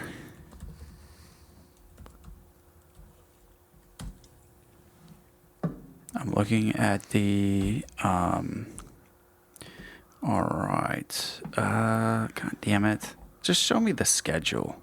You know, this is something that kind of irritates me about this website, the Arena Cross website. I had to screenshot it because it is kind of difficult to find. Let's. Oh, I got it right here. Do you want the TV schedule or No, I'll just click the tickets button. See, it only. Okay, past events. Here we go. The first one you did was what? Madison, Wisconsin. But you just told me that you went to North Carolina. South Carolina. Okay, so if we take a step back in time to whenever you were sitting here at my kitchen table last time, I remember myself so highly telling you, do not go to the first rounds. So, yes. Yeah, you chose wisely and went to the first one in February. Yep. So I went to, I think, what is that, the fifth one? Or no, that's that's the fifth one. 1, 2, 3. There's 4 of them. 4. Yeah, 4 beginning. Yeah, so I went to the fifth one, and 5th and 6th, and jumped into it there. Yeah, I stayed away from the first 3 rounds, hit those Nitro Arena Crosses to try to build me up some fun so I could go to the Arena Crosses, and ended up doing pretty good, getting into the AMSOIL stuff, and actually got my points within 2 races through the AX class, and got them pretty fast, so I don't really have to worry about that now. So, but the plan is to move into the full West Coast and fight for a Lights Championship and keep mixing it up with the big boys in the AX class. Now, are you... So you're just going to keep racing Arena Cross for the rest of the year? Yeah, You're that's not the plan. going to do any Supercross this year? I don't see it happening. I need to look at my off weeks. So this coming weekend's Denver. Then we go Idaho the next weekend. Right. Then we have an off weekend. Okay. Then we have Wichita. Then we have an off weekend. Then we go Orlando, Reno, and Vegas to end it. So maybe one of those off but weekends. Orlando is not West Coast. Did I say Orlando? Yeah. I said Oregon. No, you said Orlando. I did. Yeah. Okay, well, I'm in Oregon. Okay. Oregon, Reno, Vegas. Yeah. So somewhere in Oregon. I don't know where it is, but Probably Portland? yeah, let's look at it right here. Wichita, then it goes Portland, Oregon, Reno, and then Las Vegas to end it. So I did the Portland and Reno races in 2006. How'd that go? Terrible. It was the first I broke my leg really, really bad. Oh, shit. And then started, not at those races, in 2005. Then I started riding again in like October of that year. Yeah, because I broke it really bad in June and started riding in October, which was too soon. Yeah. And then I was like, okay, well, I was getting really fast, really quick. And I was like, well, got to keep the momentum rolling. So then I turned 16 and went and raced 2 Arena Cross races. Yeah. And that was before they had night show, or they didn't have the timing to get in. Yeah. It was just, maybe they had daytime qualifiers. Dude, I don't remember. I feel like they would have to, unless they just had a crap ton of heats. No. They had daytime qualifiers, and I never made it into the night show. Really? No, I was terrible because I just got. I mean, I did later in life. Yeah. But I didn't those 2 races. But what was fun was after Portland, Brian Stone was with me, and we met. Actually, it's funny because I was just before you came here, I was talking to Tony Wenck. I met Jim Hawley, and he and a couple other guys were going to go ride at Washougal on Monday. Or maybe it was, on Sunday, I'm sorry. So after the races on Saturday night, we stayed in the parking lot at the arena and then went and rode at Washougal on Sunday. Fully prepped track, and there were 10 people there. Are you kidding me? I shit you not. What? Yeah. Oh my goodness. So I got to ride Washougal perfectly prepped, me and a couple other dudes. That's pretty sweet. It was pretty sweet. And perfect conditions too. Was it warm? 55. That's perfect for racing. Yeah. Or for riding. Riding, yeah, absolutely. And sunny. Now, mind you, the elevation's pretty high there, so it's sunny at 55 is different. Yeah, I've been hearing that. Wait, where were you at again? Washougal.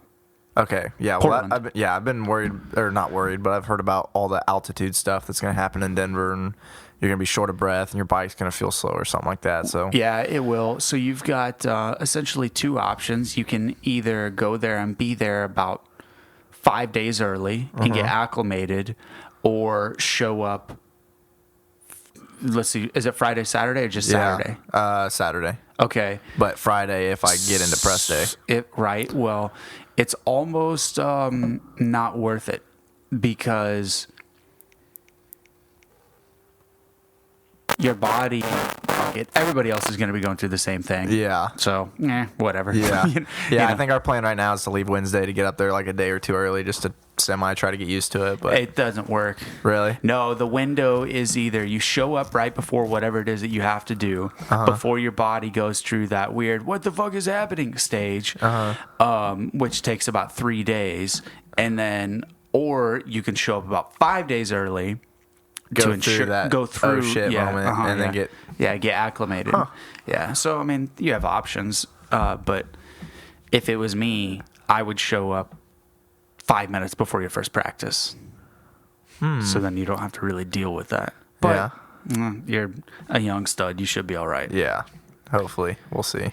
So what made you decide to keep doing arena cross races instead of going and doing some West Coast Supercross at the end of that swing? Honestly, seeing myself on TV in Wisconsin and then them taking interest in me doing the feature and everything in Florence, and for that to be played soon, I feel like it's the smartest move to continue going through the arena cross because the results I've put up, I'm not really happy with those. Like, I got my points and everything, but I know I can do leaps and bounds better.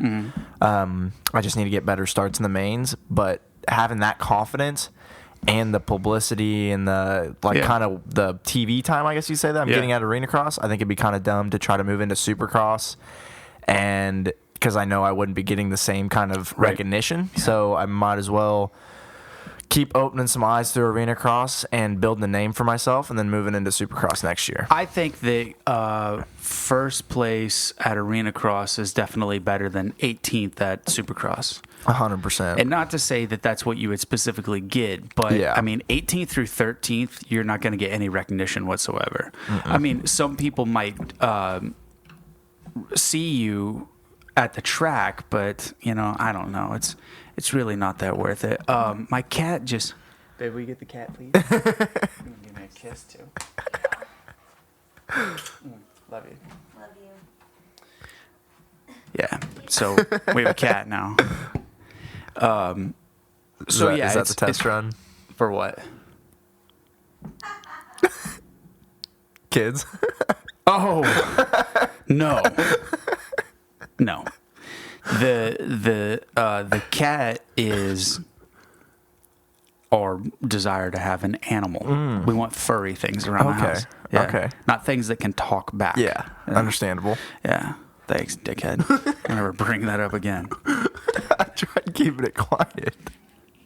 You could have just not brought it up. Yeah. That's why I looked at you forever to see if you'd catch on. I had my glasses off, bro. I couldn't see. I apologize. Yeah, it's okay. So, well, I think that's a great idea, honestly. Yeah. I don't see, any problems in that. What about doing outdoors? It's 100% on the schedule right now. Okay. I mean, I got all 12 of them on my schedule, but we all know how pricey that gets. And as a privateer, I don't know. I'd like to try to make as many as I can, depending on how much support I can get. I think that's a solid plan. So there's 12 rounds of it? Yeah, there's 12 rounds. I mean, I think so, but there's... Sit closer to the microphone. Yep, my bad. So there's 6 rounds left. So I'm going to be doing the last 6 rounds of the West Coast to fight for that lights title. Of arena cross? Yes. So where's the points at right now? Like for you in the West Coast lights? It hasn't started yet. Oh, Like Denver's the first round. I didn't know that. Yeah. Okay. Yeah. So we just got done with. Oh wait, what'd you say? Did you ask for West? Yeah. Yeah. We just got done with East Coast. East Coast just happened. The last round was Florence. Yeah. So now this is the start of West Coast. Okay, I didn't realize there was no West Coast races but yet. actually, the AX points, the big class, premier class, whatever you want to call it, I've only raced 2 out of the I missed the first 4, so 2 out of the 6. Yeah. And I'm sitting 13th overall in points. Wow. Just from those 2 races because I did pretty good. What's your best finish in the AX? 6th overall. Damn. Yeah. And then lights? 5th overall right now. I mean, it should be a lot better, but just the first race in Wisconsin, so we're in 4th, coming up into 3rd, hit a tough block, went down, ended up 15th, and then the the main in Florence didn't get a super great jump. Had a bad setup for the second corner, I guess you'd say. So I was lined up on the outside, got cut off by a couple people, dropped back, and then got back up to 5th by the end of it. But see, for some reason, I thought that you had won something. Yeah, I won my very first heat race. Oh, okay. In Wisconsin, my 250 light heat race, got out to a whole shot and ran away with it. But ever since then, if I can get a start, I have the speed. Yeah. I know I do. Oh, for sure. And I have the confidence too. So I just need to get a start. And your qualifying times have been really good too. Yeah, in Wisconsin actually. So that was the first time.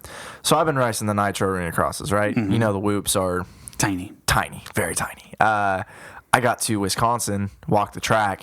I was literally like shitting my pants looking at the whoops, just because like I was expecting big whoops, but I was expecting like, a smaller one, decent sized one, then a big one. Like it went straight from like a quarter whoop to a wall, like big gnarly whoops, and I ended up figuring it out pretty fast. Surprisingly, in practice, my first qualifying time did not go very good, but by the time second round came around, I actually set the fastest lap time, so it was pretty sweet. So you figured out that it's just third gear, lean back and penning. Yeah, pretty much. You just got to nut up. You really do. Yeah. I learned that the hard way. Yeah. The last arena cross that I did at Kansas City for the AMA, the Amsoil series, that exactly happened where I went out and rode practice and I was rolling through the whoops, maybe doubling 1 or 2. Yeah. But I felt like such a bitch, and they had the B group or C group, whatever it was, go for whatever one it was that I was in, was the first group. And I mean, I jumped the catapult first lap. Yeah. And I went double, triple, double second lap. Yeah. The rhythm of the catapult were not hard, but the whoops were so freaking big, dude. Yeah. Nobody in my practice even tried getting across them. B group went out, and guys were just wadding themselves up. Yeah. And then in A group, this is whenever Bowers was still racing. Yeah. So like Bowers and Blair, and I don't think not Josh Summey. I don't know, whoever it was that was winning those races in 2008, 2009. They went out, and a couple of them, I think Matt Gerke was doing it. A couple of them got across the top, pulled off, and I was standing there getting ready to go back out for my practice. And I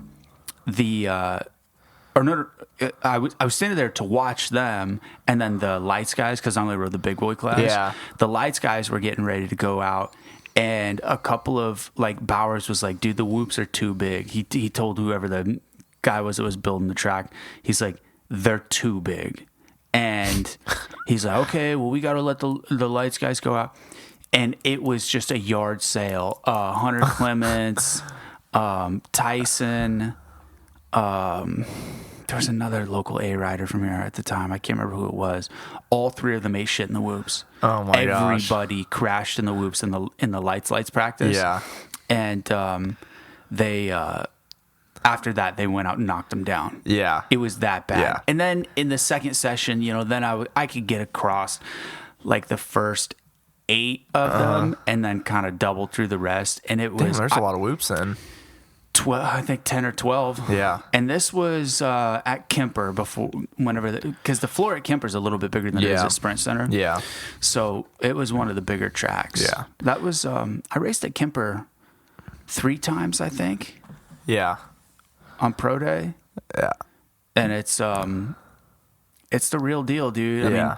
I mean, I honestly believe that arena cross whoops are bigger than supercross whoops. they're a lot slower paced too, so it's got to be like you gotta have a good drive out of the corner. Absolutely. And I'm not trying to sit here and say like, oh, I figured them out super fast. Like my first qualifying time, the thing with the whoops in Wisconsin, they were weird because you'd start off with a quarter whoop and then go into the big ones. Like obviously they probably all are, but I wasn't used to that. And the first 6. No, not even 6. I don't even think there was probably the first 5 were close together, and the last 4 were like twice as far apart as the beginning ones. So you'd start going like, slow, and then you'd have to like bunny hop to get across the next ones. Whoa. So my first couple qualifying laps, like obviously I'd hit the first 6 good, and then I'd drop my front end and just about kill myself every time. So I finally just had to shift another gear and try to figure it out. But yeah, there was a lot of people. I know there's a lot of people that went down and went to the ambulance through it, but because of it. But I'm sure there's at least 10 to 12 guys that could not race because of that. Are you very well like understanding of what happens, like how your bike flexes and how the chassis works at different RPMs? I know how it feels when I ride it. I couldn't really sit here and tell you about it, but I know that being in third wrapped out in the whoops is not a good look instead of just being fourth gear and kind of lugging because, your bike's going to handle way better. So the difference, what happens is whenever you get into higher RPMs and the rear wheel is not driving the entire chassis, the bike actually shortens up. So whenever you're under torque, the bike stretches out because essentially this swing arm and the rear wheel, the drive, pulls the back end of the bike away. Now, whenever you're in high RPM, it doesn't have that same torque, so it compacts the bike together. Yeah. So whenever you are hitting whoops in like, let's say third gear, back in the day, dude, whenever people were riding 250Fs, originally, we would run like 54 rears. Oh my God. So you could hit the whoops in 5th gear. Oh my Lord. Yeah. What? Yep. Oh my goodness. Yeah. I'm running we actually went down to a 12 front and then 49 rear because it's the same kind of thing as like a 1352 or 1353. So we just dropped to 1249. Yeah. So, because the bikes were a lot less powerful then. You needed to have that torque to be, because you'd go through the corner in third gear. It was really, really weird. And back then the bikes were carbureted too. Yeah. So if you were hitting it in 4th, by the end you'd be wrapped out. But if you hit it in 5th, the bike wouldn't be all the way wrapped out. So then, but because they were carbureted, if you didn't have those giant sprockets on the rear, the bike would die whenever you'd hit each whoop, it would go gluk, that kind of shit. So what we did, how'd that go again? No, I know what you mean though. So it's totally different with the EFI bikes now. Yeah. At the time though, dude, I remember clicking up into 5th gear to hit whoops and arena cross on a 250F. That is nuts. It was the only way to get the bike through it, powering through. Even though it was lugging, like it would go from wrapped out, 15,000 RPM to 7,000 RPM, up and down. Now it's a little bit different because the bikes don't have that jolt because of the EFI. Yeah, definitely. So I rode a Honda 450 yesterday at Brent Reed's, and the EFI and mapping on that 2017 Honda 450 is unreal. Yeah, I actually rode a Honda 450. I don't know what it was. I think it was a 2017, 2018. It was one of the newer ones. Did it have electric start? Yes. Then it was an 18. Okay, it was. Okay, yeah. But it was pretty badass. Like, I don't get to ride very many 450s, but it was very controllable, very smooth power, and it cornered really well too. Yeah. But I loved it, to be honest. You liked the way it handled? Yeah. There was a lot of instances where I was like, this bike's pretty flickable. I like this. Yeah, this is cool. There was a couple corners I noticed in like flat corners, and a lot of this has to do with the aluminum chassis, the frame not flexing the way that I'm used to on a steel frame bike. Yeah. And you know this too because you ride steel frame KTM. Yeah. In flat corners, especially, the bike, they don't sit down on flat surfaces. The aluminum frame bikes don't. So, yeah, there's this one right-hander that you've been out there before, haven't you? Where are we talking about? Brent Reed's? Yeah. The farm in Pleasant Hill? Yep. All right, so you know how there's those two kind of downhill left-handed sweepers? Yes. Okay, so the first one, and he built some new jumps out there that are pretty big, actually. Really? Yeah. So the first one, you you sweep left, and there's that little tabletop, and then kind of go straight and jump right into that right-handed flat corner. Yep. So to illustrate it to people that don't know what we're talking about, it's a flat corner that starts to go downhill and that twists into an off camber. Yeah. And I could never get the bike to go where I wanted in that corner. Really? I don't know what it was about that corner, but that one in specific, I never got it to do what I wanted. And like lap after lap after lap, I kept coming around and being like, fucking leg, dude. I was so angry at the bike that I was yelling at it in that corner every time, like, fucking lay over. Yeah. Like I'm like screaming. Yeah. I don't do that very often, but fit and finish overall though. And it's funny because Brent was like, I don't know how this bike is set up. And he's like, we've got the clickers at like 12 out. And, I just, last time that I rode it, I ate shit on it and I'm just kind of afraid of it. So will you kind of tune it in for me? So I just set it up front and rear, 10 out on rebound and compression, fork and shock. And it worked fucking perfectly fine. Now that track's also a freeway. Yeah. There's no bumps on it, but it never did anything surprising. Never, did something that I was like, I don't feel confident in this bike. Yeah. I rode Chris Cease's 18 Suzuki 450, and it was at a really loamy track, and there was a roller section where I don't know if it was the shock, like Chris was alluding, or if it was just me getting out of shape at the very end of the day when I was tired. Yeah. But I did not almost swap out, but I did have one swap that was pretty big. The 450 bikes are just amazing. Honestly, though, I rode this at my track, and my track's more-ish arena crossy, super crossy, nothing too gnarly, but it's a lot of jumps, corner jump. So when I got on the 450, there's a long section I have that it goes like triple. If you want to go big, you can go triple. Right, yeah. There's a lot. And like on the 250, I'd come out of the corner, pretty good speed to get the triple, and then like wide open, like lifting up everything to get over the next triple. On the 450, I could come out of the corner, not having to rail the corner at all, and I could literally go quad, double, triple. You were quadding? I was quadding into that. Whoa. Yeah. I went, and because to get the third triple, it was really tough on the 250, so you have to go triple, scrub, triple, lift, triple. I could go out slowly, or not really slow. You have to go through the corner good. But I could go quad, just little double, and I could still get the power to triple. And it kind of made me, I got a little bit of a chub. Yeah, you're like, wow, this is awesome. Yeah. And it's so easy. Yeah, for sure. Yeah, it's, it's kind of a spoiler because...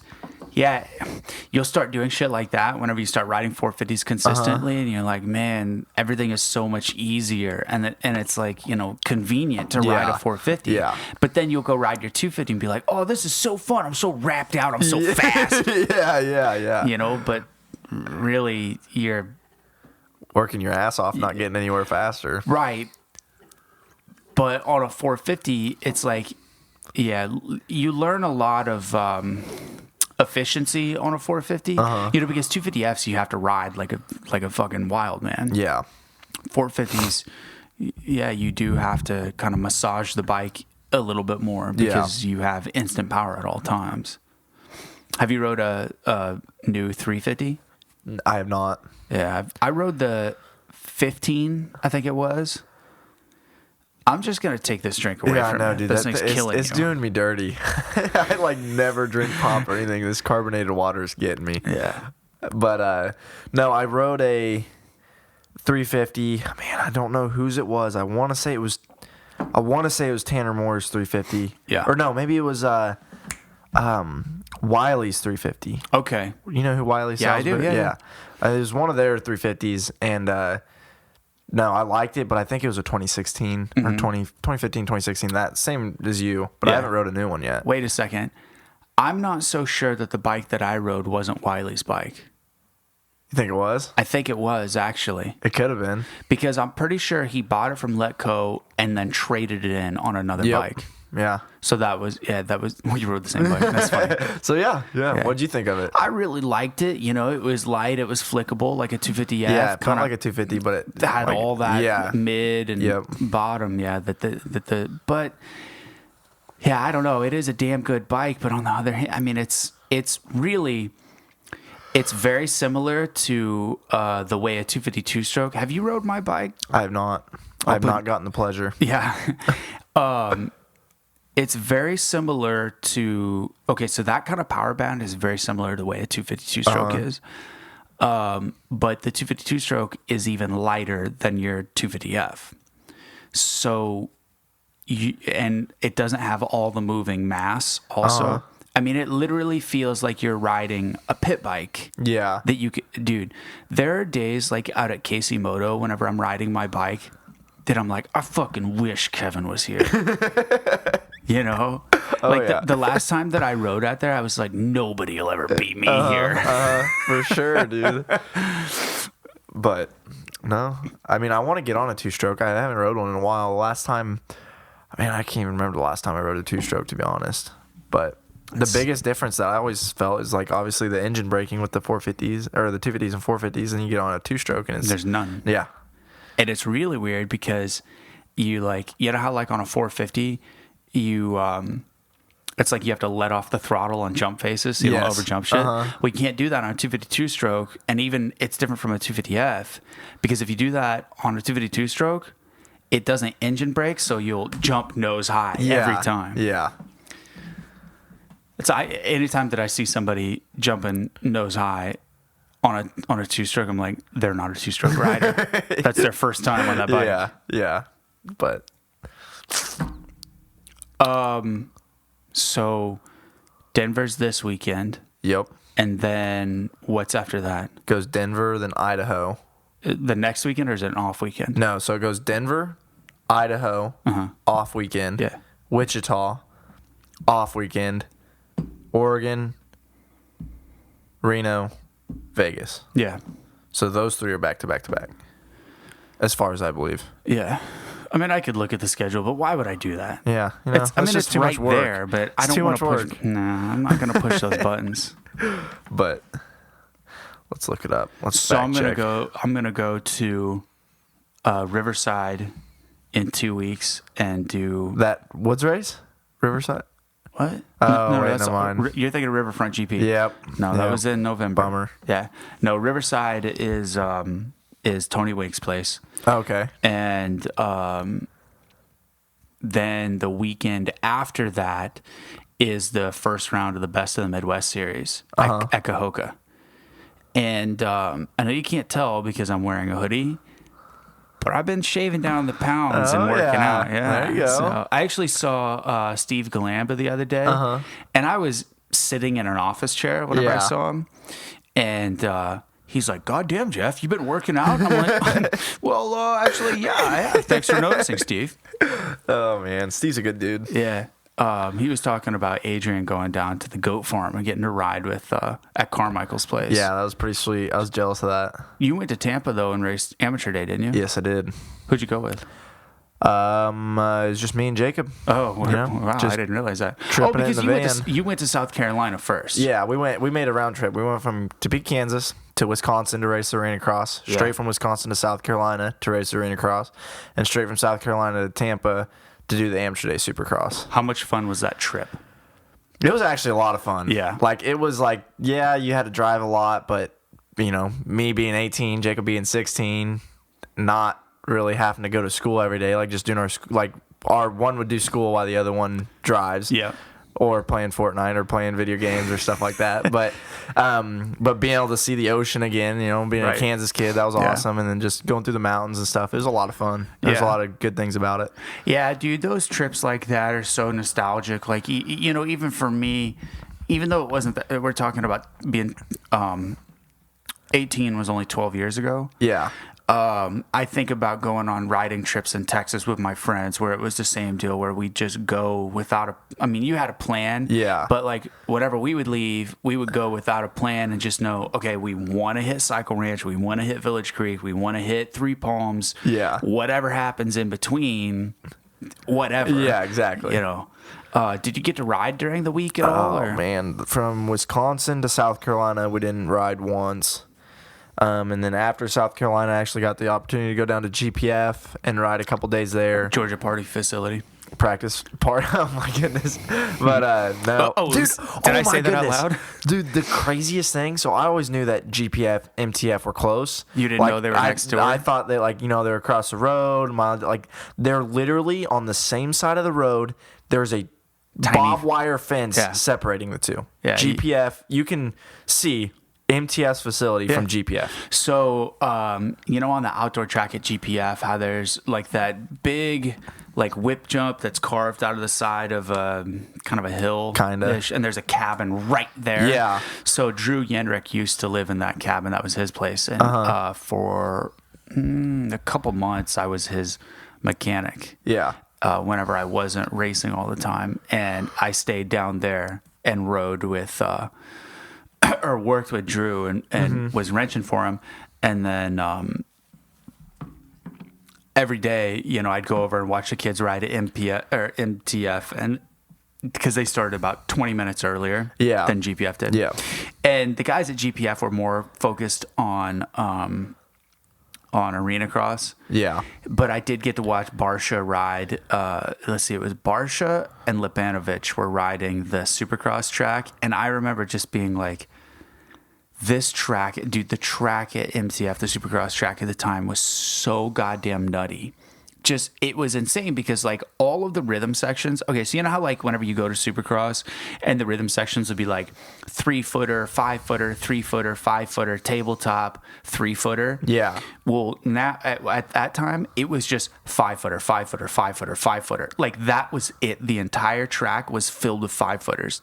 Damn. And they were just triple, single, turn, quad, just doing nutty stuff. Yeah. And I was like, okay, well, I get the point of this. You go ride the gnarliest practice track you can, and whenever you get to the races, the tracks are easy. Yeah. It was kind of genius, but at the same time, sketchy. Yeah, I was like, you can go throw your whole season away doing that stuff. Absolutely. But, so I've spent a lot of time at GPF, and then Drew actually tweaked his knee, and Benny Bloss actually the same day that Drew tweaked his knee, Benny Bloss got to GPF, and it was just him and his mom, and they, Benny and his mom didn't really. I mean, Benny was all right at working on his bike, but any critical stuff, he whatever. Yeah.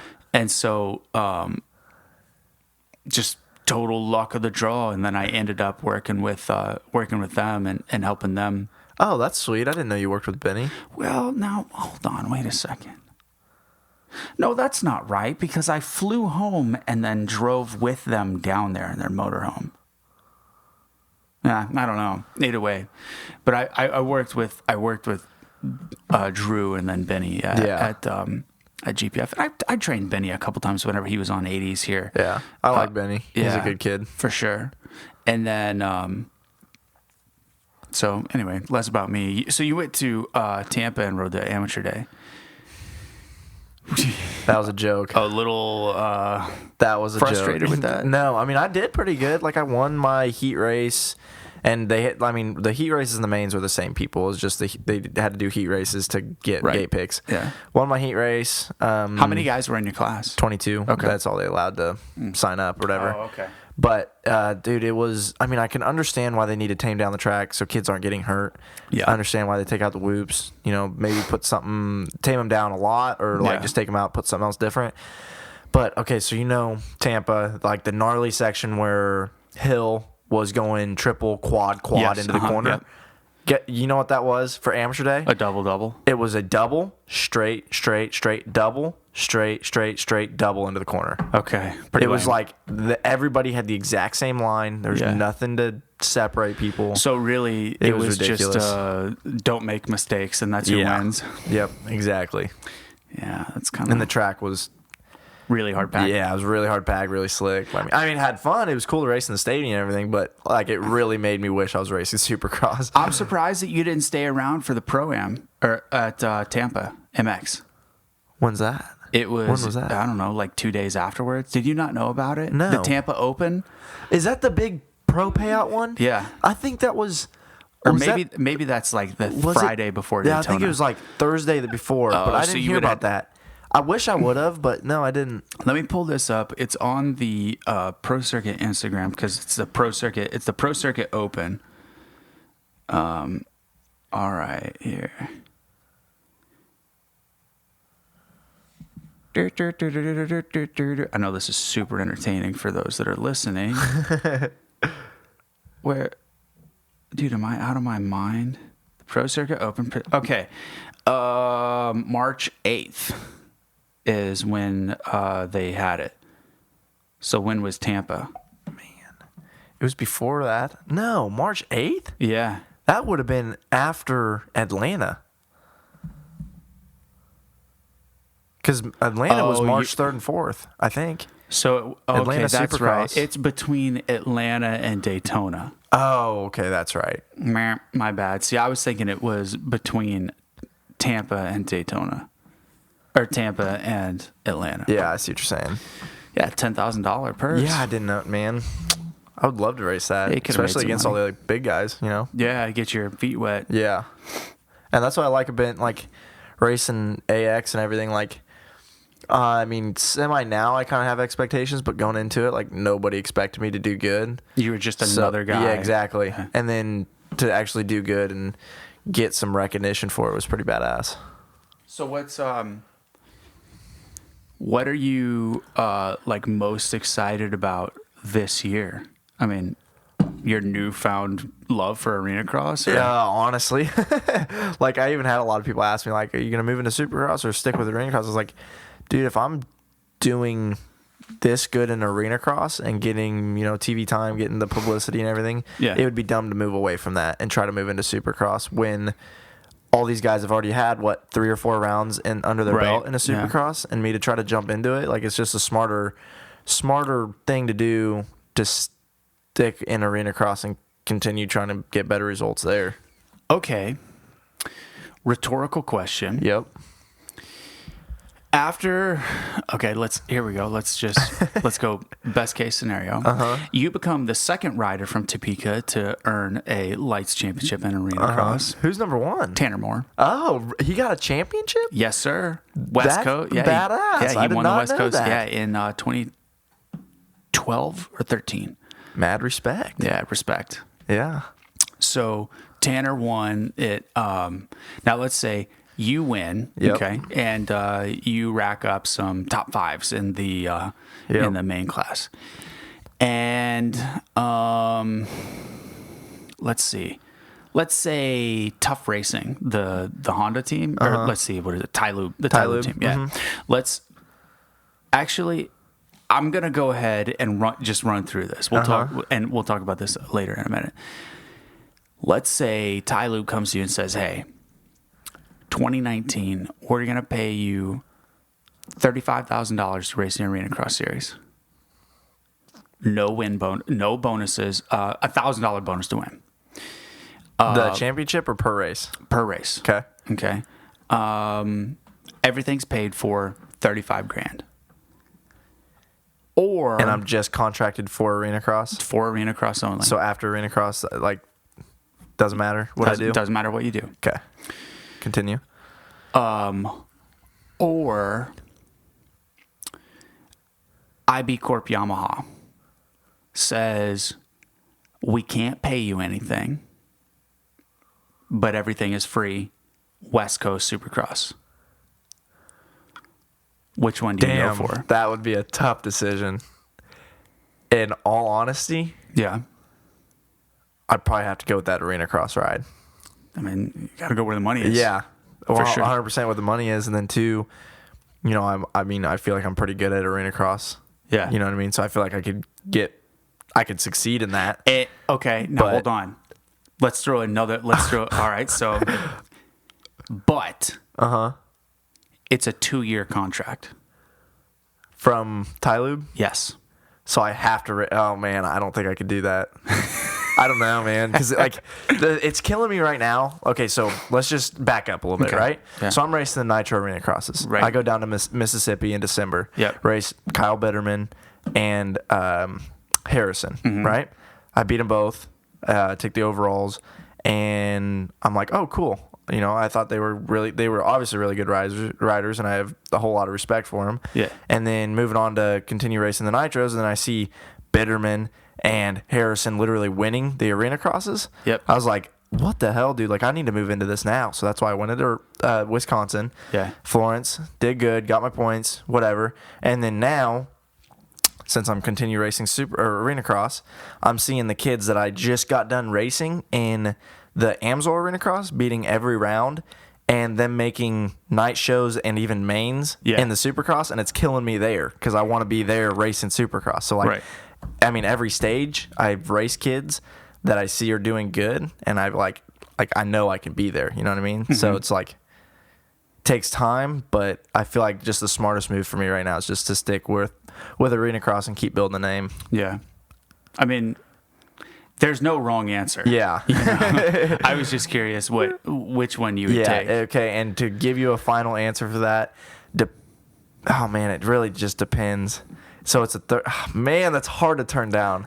But I feel like, my dream's kind of to race Supercross. So I think I would have to move into Supercross and then go back down if I had to.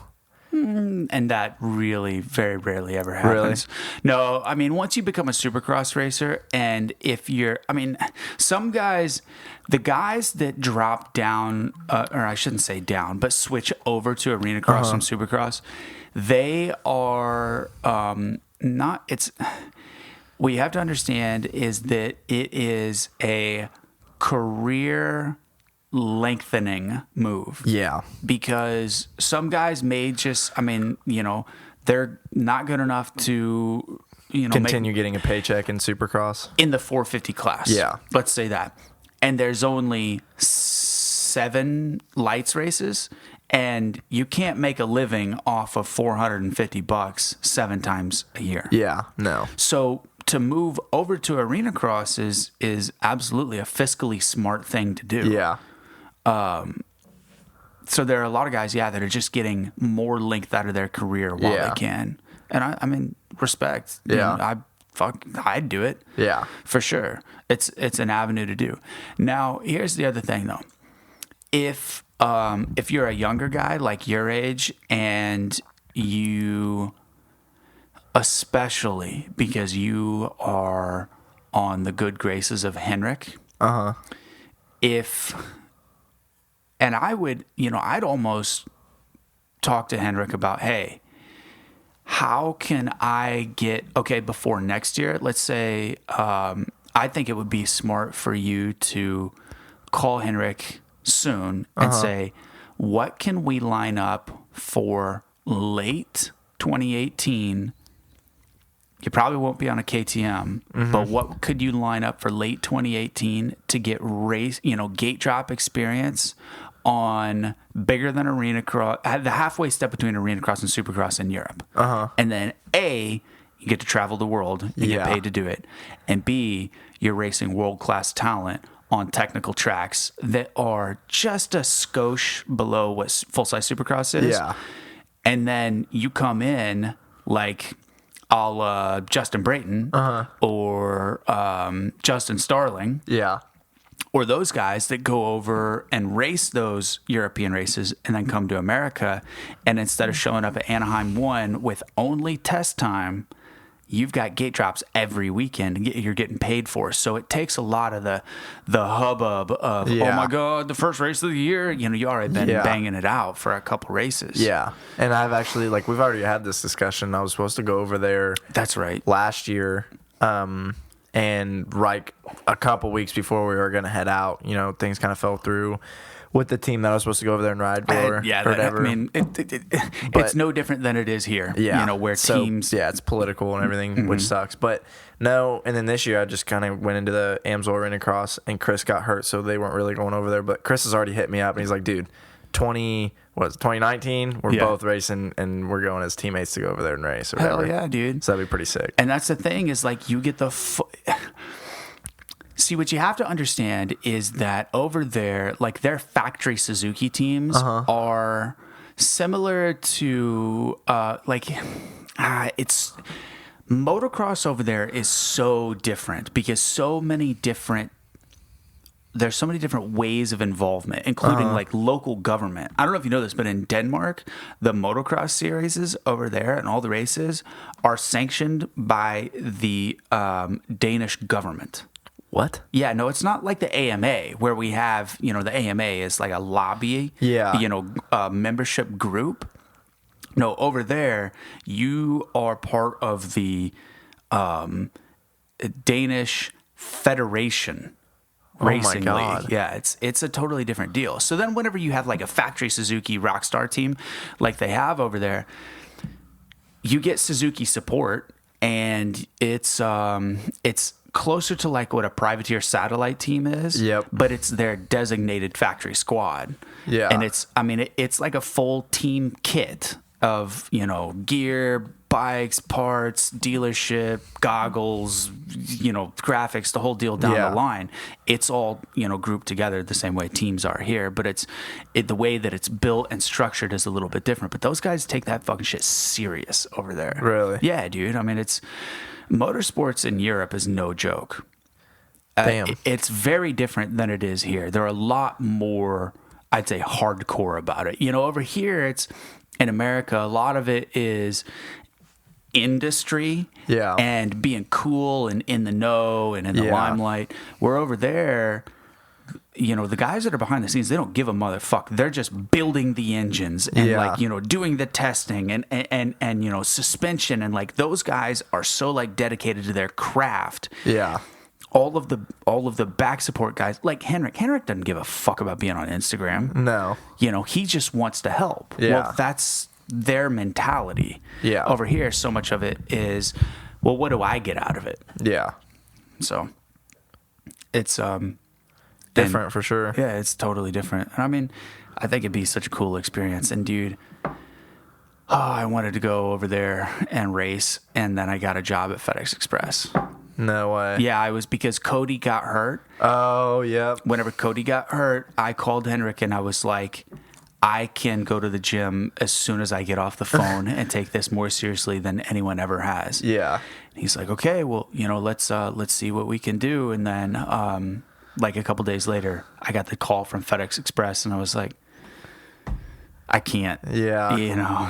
Damn, that sucks. My racing days are minimal. Yeah, they're over. You know? It would have just been a fun thing to go do, to race those Danish nationals. Yeah, because, I mean, just from stories from Chris, like, the fans over there are nothing like I'm not saying like American fans are bad or anything like that, but like he says it's super packed, and there are literally people. He said there's people with like chainsaws without chains on them and just going wild. Yeah. He said it's nuts. It's, man, I wish that you could have experienced what outdoor nationals were like in the 90s. Yeah. Dude, at like every year at Millville, someone's camper was going to catch on fire. Like, people would buy Craigslist campers and drive them to the races just for the intention of lighting it on fire and leaving it there. Oh, my goodness. Yeah, they put a kibosh on that, but at one time, dude, every single race was just such a gnarly party. Oh, my goodness. Yeah, so it'd be cool to be racing there, though. I'm hoping I can hit most of them this year. Yeah. Do you have a track that you're like, I have to do that one above the rest of them? Redbud. Really? Yeah. Have you ever been there? I've never been there. I just hear all the hype on it. I went and watched one time. Was it pretty sick? Yeah. Whenever I was watching it is whenever I was like, at like the end of my pro career, and I was like, I'm so glad that I'm not out there. Yeah. Yeah. It's either that one or Millville. One of the two. Yeah, naturally. I think everybody from around here wants Millville real bad. Yeah. You know. You tired? No, I'm good. I can keep rolling. You fucking bullshitter. No, I'm not. What you said you have schoolwork to do? Yeah, I do. So what's my major? Yeah, what are you studying right now? My class that I have, or just whatever. What are you doing at school right now? I'm right now. I am working towards an entrepreneurship / like business degree. Okay. But the class that I have homework in tonight is microeconomics. Okay. So it's gonna be fun. What's something that you've learned recently that you're like, oh no shit. If anything, like right now I'm learning about like elasticity of products and stuff like that, and like how, you know, the supply and demand of certain things, and if like price changes supply, changes demand. I don't know. It's kind of hard to explain without having the book right in front of me, but I don't know. Yeah. Like a lot of it's like there's a lot more to it than you'd originally think. You know what I mean? Yeah. Well, absolutely. Any industry or economics is far more complex than any person could ever understand until you go to school for it. Yeah. Do you listen to any other podcasts than Over the Bars? Yeah. What do you actually lately, so and that's one thing, main reason why I'm kind of going, not main reason, but a big reason why I'm going out west is you know Daniel Blair. He the commentator for Arena Cross. He actually got in contact with me, and I was actually on Main Event Moto and some of the other podcasts like that, so it's been pretty cool, and he's kind of helping me get out to West Coast is the plan. He actually, well, not necessarily him himself, but he created a GoFundMe through his Main Event Moto, and it's going to kind of help me for gas money to get around for West Coast Arena Cross. Fuck yeah, buddy. Yeah, it's been pretty sweet. He's a really good dude. Let me rephrase. Do you listen to any non-motocross podcasts? Not really. Dude, motocross is cool and all, Kevin. But there is an entire other world out there for you to listen to on your drives, dude. You want to talk about a way to make driving entertaining? It's like, I can drive, let's say, I don't know. I'm kind of a bitch. Because whenever I drive, I just like, I don't get bored. I'm just like, I just want to stop and get out of the vehicle for 5 minutes. Yeah. So I stop more than like the average road warrior. Fuck, I don't care. Yeah. You know, you do it 3 times and lose 5 minutes. What's 15 minutes? Yeah. You know, I know dudes that they're like, I'm just like direct. I got to get there. I got to get where I'm going. I'm like, what's the hurry? We're on vacation. Or, you know, but what I'll do is I'll queue up podcasts, dude. Sports podcasts, Joe Rogan, Serial, Radio Lab, More Perfect. There's all these things out there. Like, just the wealth of information that is in the podcast app on your phone that you don't know about, dude. I mean, it's like, well, shit, you didn't even know what a podcast was. I did not. So I'll give you a list of, actually, here, I'm going to pull up a couple of these because I want, okay, this is important. And I want other people that listen to our podcast to understand that, like, podcasts are great and ours is a lot of fun. OTB is great and all, but people need to listen to other podcasts. So the first one that I suggest to everyone is the Joe Rogan Experience. Yeah. And it's like, well, Joe Rogan's a comedian, and he was the guy that hosted Fear Factor. You remember that show? Yeah. Where people would eat bugs and shit? Oh, yeah. Okay, so, he's always known as the Fear Factor guy, but he's actually a stand-up comedian. And then he's an MMA commentator. So in the UFC, he commentates all the main fights. Oh, wow. So his interests are from comedy to science to politics to pop culture to everything else. Yeah. And he has the most wide array of guests, of high-level guests, of like, did you ever watch that TV show Cosmos that had the black dude with the mustache, Neil deGrasse Tyson? Negative. Okay, well, there are other things out there other than just the Earth. Yeah. But my point is, like, he has that guy on. And then there are all these things happening in the world that you would never know about. Yeah. unless you're listening to podcasts. And the thing is, it's like, it's better than watching the news. And it's not like, it's like us, we sit here and tell dick and fart jokes. Yeah. But imagine doing that with like really intelligent people that are so like super, how like we can talk about dirt bikes ad nauseum. Yeah. These guys can talk about whatever. Imagine having a wide array of guests across the field. Yeah. Being able to talk about shit. So that's his thing. And then there's the other one that I listen to called Hardcore History, which sounds lame. Yeah. History is lame. Yeah. Hardcore History is the literal best. Really? The guy that tells the stories is this historian called Dan Carlin is his name, and he's been in radio and podcasting for decades, and this dude is like razor sharp with his stories and his recollection, and he tells like parted series, like the Wrath of the Khans. So he tells the story of Genghis Khan in Northern Asia, conquering the lands, and like, everybody knows who Genghis Khan is, but nobody has any idea of what he actually did to the world. I mean, the man changed the way the face of the world is through, raiding, pillaging. He was the original conqueror, and they did it all on horse. So he's got a part series on that's like 6 parts long. Oh my goodness! And each episode's over an hour. And you'll be just like, the entire time, you're just like, hold on, wait, what? I mean, it's just breathtaking moment after breathtaking moment where you're like, there's no fucking way. If you sit there and think about like what it would take for someone on a horseback to conquer essentially the entire Asian plateau with an army of 10,000 men, it's just...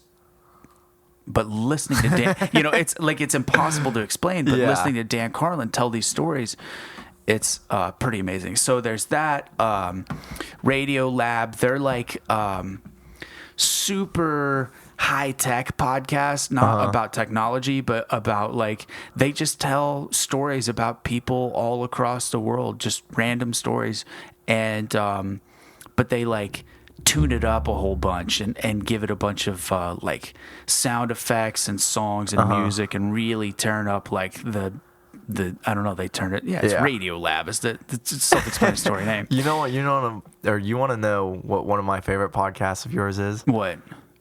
I can't remember which episode it is, but it's pretty much like your story time one. Oh, about the one about going racing in Colombia? Yeah, I think so. Like, that was honestly, like, I was cracking up the whole time. That's funny. That was one of my favorite I've been ones. thinking about doing a story time podcast. You need to again. do another story time. I always enjoy the story times. There's another one called Radio Lab presents More Perfect, and More Perfect is about the Supreme Court and a lot of like these major Supreme Court cases that affect you and I every single day of our life, but we have no idea. There are these laws and these rules in the United States that we abide by, but we don't know how they got into place. So many of them are based off of Supreme Court decisions. Well, this series explains that. And then there's another one called Serial that... The first one is about this guy who was an alleged killer of his girlfriend in the late 90s. This is dude named Anand Syed, which he was just a normal dude in Pennsylvania that, teenager that went to high school that had like a forbidden love with his girlfriend.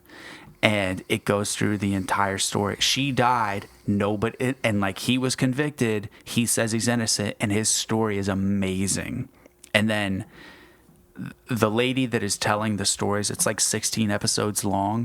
The entire time you're just like, did he do it? Did he not do it? Did he do it? I mean, it's indiscernible to decide which one. Does it give you an end? Like, does it tell you which way it goes? Well, he gets convicted and he's in prison. Holy shit. But the story, I mean, the entire time you're like, there's no way he did this. Yeah. But then something will change, be like, he's guilty as fuck. But then at the end of the series, you're like, I can't decide. Yeah. And are you into any TV shows? I don't watch TV. You don't? No. That's actually one thing I kind of got into, like being on the road. Watching Netflix? Yeah. The last one I watched, so like I got into Stranger Things. You ever heard of that? Okay. See, I thought you meant like TV on No, TV. Okay. no, But like- yeah, I watch Netflix. Yeah. Did you ever watch Stranger Things? Of course. Like all of it? Every single episode. I'm so pissed that there's not more. Really? I watched all 2 seasons, like, over 20 episodes in 2 days. Yeah. And then the last one I got into is actually 13 Reasons Why. You ever watch that? No, I never watched it. Do you know what it's about? Yeah, it's about it's like a girl committing suicide, and then I don't know, but I watched it in 2 days too. Like, it's dangerous. So there's a really fun movie called Cutters that's about these people that commit suicide and where they go, like what happens after you kill yourself. Because, you know, in the Bible, suicide is like the unforgivable sin, but you don't go to hell for it. You go to purgatory. I think that's right. There are probably people that are listening to like, yo, you fucking idiot. I'm like, I don't care. But the point is, there's a movie that's like conceptualizes that and what purgatory would actually be like. Yeah. And it is very dry and it's kind of a drama, but there's a lot of really, really dark humor fitted into this movie, and it's about that. That's a good movie. You got any other series to watch? Anything you recommend? There's one that I'm watching right now called Flint Town that's really good. It's about the Flint, Michigan Police Department during their water crisis. Flint Town? Yeah. What is it called? It's called Flint Town. Yeah. Do you even know about the... I have no idea what you're talking about. So in 2016, the Flint, Michigan water supply was switched over from the Lake Michigan water supply, and then was changed to be fed by the Michigan River. And it was like this giant cost-saving operation. Well, there were... essentially, the piping that they used was not high enough quality to contain drinking water or like potable water. So whenever they switched over the water was contaminated with lead, and it poisoned like a lot of people. A lot of people died of lead poisoning in Flint. Oh my goodness! Yeah, so all of the congressmen and representatives that gave this contract to whatever company it was, they're all in jail now.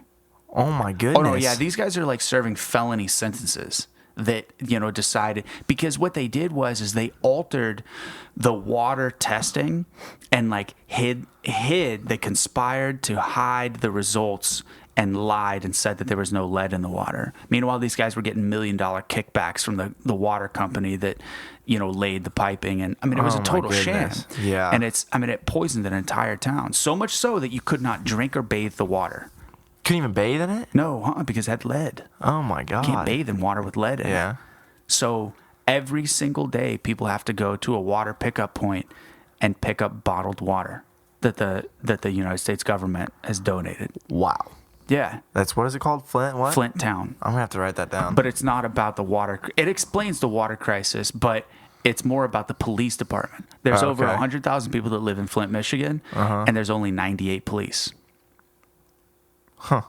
That's unheard of. Yeah. That's such an astronomically low number of police. Yeah. That's one of the contributing reasons of why Flint, Michigan is one of the worst places to live in America, because that's where all the GM and Ford were there. That's where people built cars. Oh, yeah. Was in Flint. Yeah. You know, they call Detroit Motor City. Well, Flint is outside of Detroit. That's where, you know, Chevy built a lot of their cars.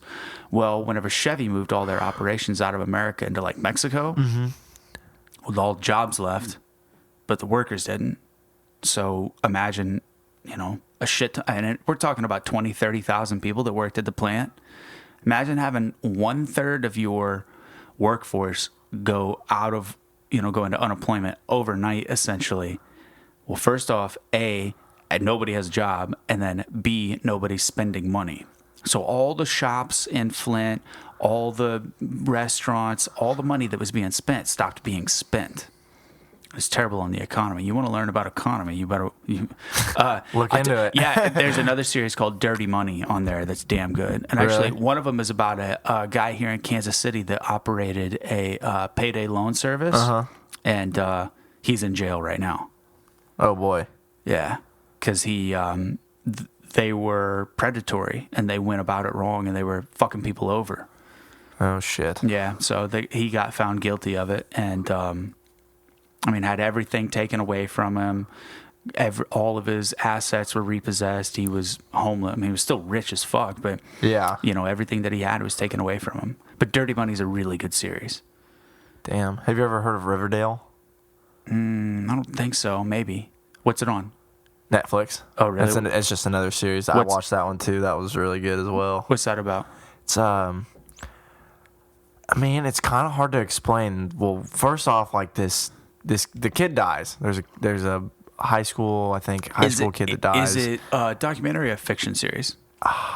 It's I couldn't tell you. What's the difference. What do you mean by docu? Like, it's like, is it real or is it like? Yeah, is it real or not real? No, it's not real. Oh, okay. It's dude, I tune out on fiction. Really? I'm not into it. You're into Stranger Things? It's a classic. Man, I don't know. I'm into that, like, Drama. I don't want to say sci-fi, but like, because I'm not really about like the old zombie deal, or like, but like, I don't know. Stranger Things just got me. It's a damn good series. Dustin's by far my favorite. Everyone says that. I think I have a... I'm gonna be so pissed when he comes back in the third season and doesn't have his lisp. Like, oh yeah, you know what I mean? Because his front teeth or whatever. Yeah, it's gonna be a bummer. So Urbandale. Is that what it's called? Riverdale, sorry. Yeah. That's your shit? It was. I got through that, went through Stranger Things, went through 13 Reasons Why. I'm looking for something new now, so I might have to look some new stuff up. Yeah, I'd say I'd start with Dirty Money. Okay. Yeah, you're just going to be there and you'd be like, it's going to piss you off because you're like, you're going to feel sorry for the people that are getting fucked over. Yeah. And then you'd be like, wow, I, as an individual, am completely powerless over the powers that be. The people that hold the money of the United States and decide the way that things are. Uh-huh. Yeah, it's jading for sure. It really makes you realize how little power you actually have as one individual. Yeah. That's why people join political parties, to make a difference. Oh, boy. But it doesn't work. I mean, it's such a clusterfuck. Yeah, the sounds confusing. Did you vote last year? Were you 18? I was not. I just turned 18. Oh, okay. Or I turned 18 after the whole situation. Yeah. Would you have voted? Would you? I voted for Trump. Yeah. I would honestly probably have to say I probably would have voted for Trump too. That's perfectly fine. There's nothing wrong with saying that. I don't know. The reason why I kind of say that is, like, obviously I'm interested in the business / entrepreneurship route. Angle your thing up. And is that better? Yep. And I don't know. I mean, that's kind of like obviously the mindset he had. So, not saying that's why I would pick him, but no, I did it because I like his views, I guess. I did it because I wanted to throw a gigantic fuck you to Hillary Clinton. Oh, yeah. And the Democratic Party because she fucked over my boy Bernie Sanders. Mm. Yeah, I went from a Democratic socialist to cowboy. I don't necessarily think that Trump was the best option, but he was a better option than Hillary. Yeah, I'd have to agree with that. And I mean, especially like the way he was talking. Like, I mean, he's kind of a savage, but he was also really kind of dumb, I'd have to say. And it worried me. Well, I mean, one person can only hold so much power. Yeah. Anything you'd like to chat about? I'm trying to think, man. I mean, got nothing? Arena Cross, going through the motions. I don't know. What do you got? Nothing, honestly. I'm kind of at the end of my rope. I know. I'm kind of here, too. That is what it is.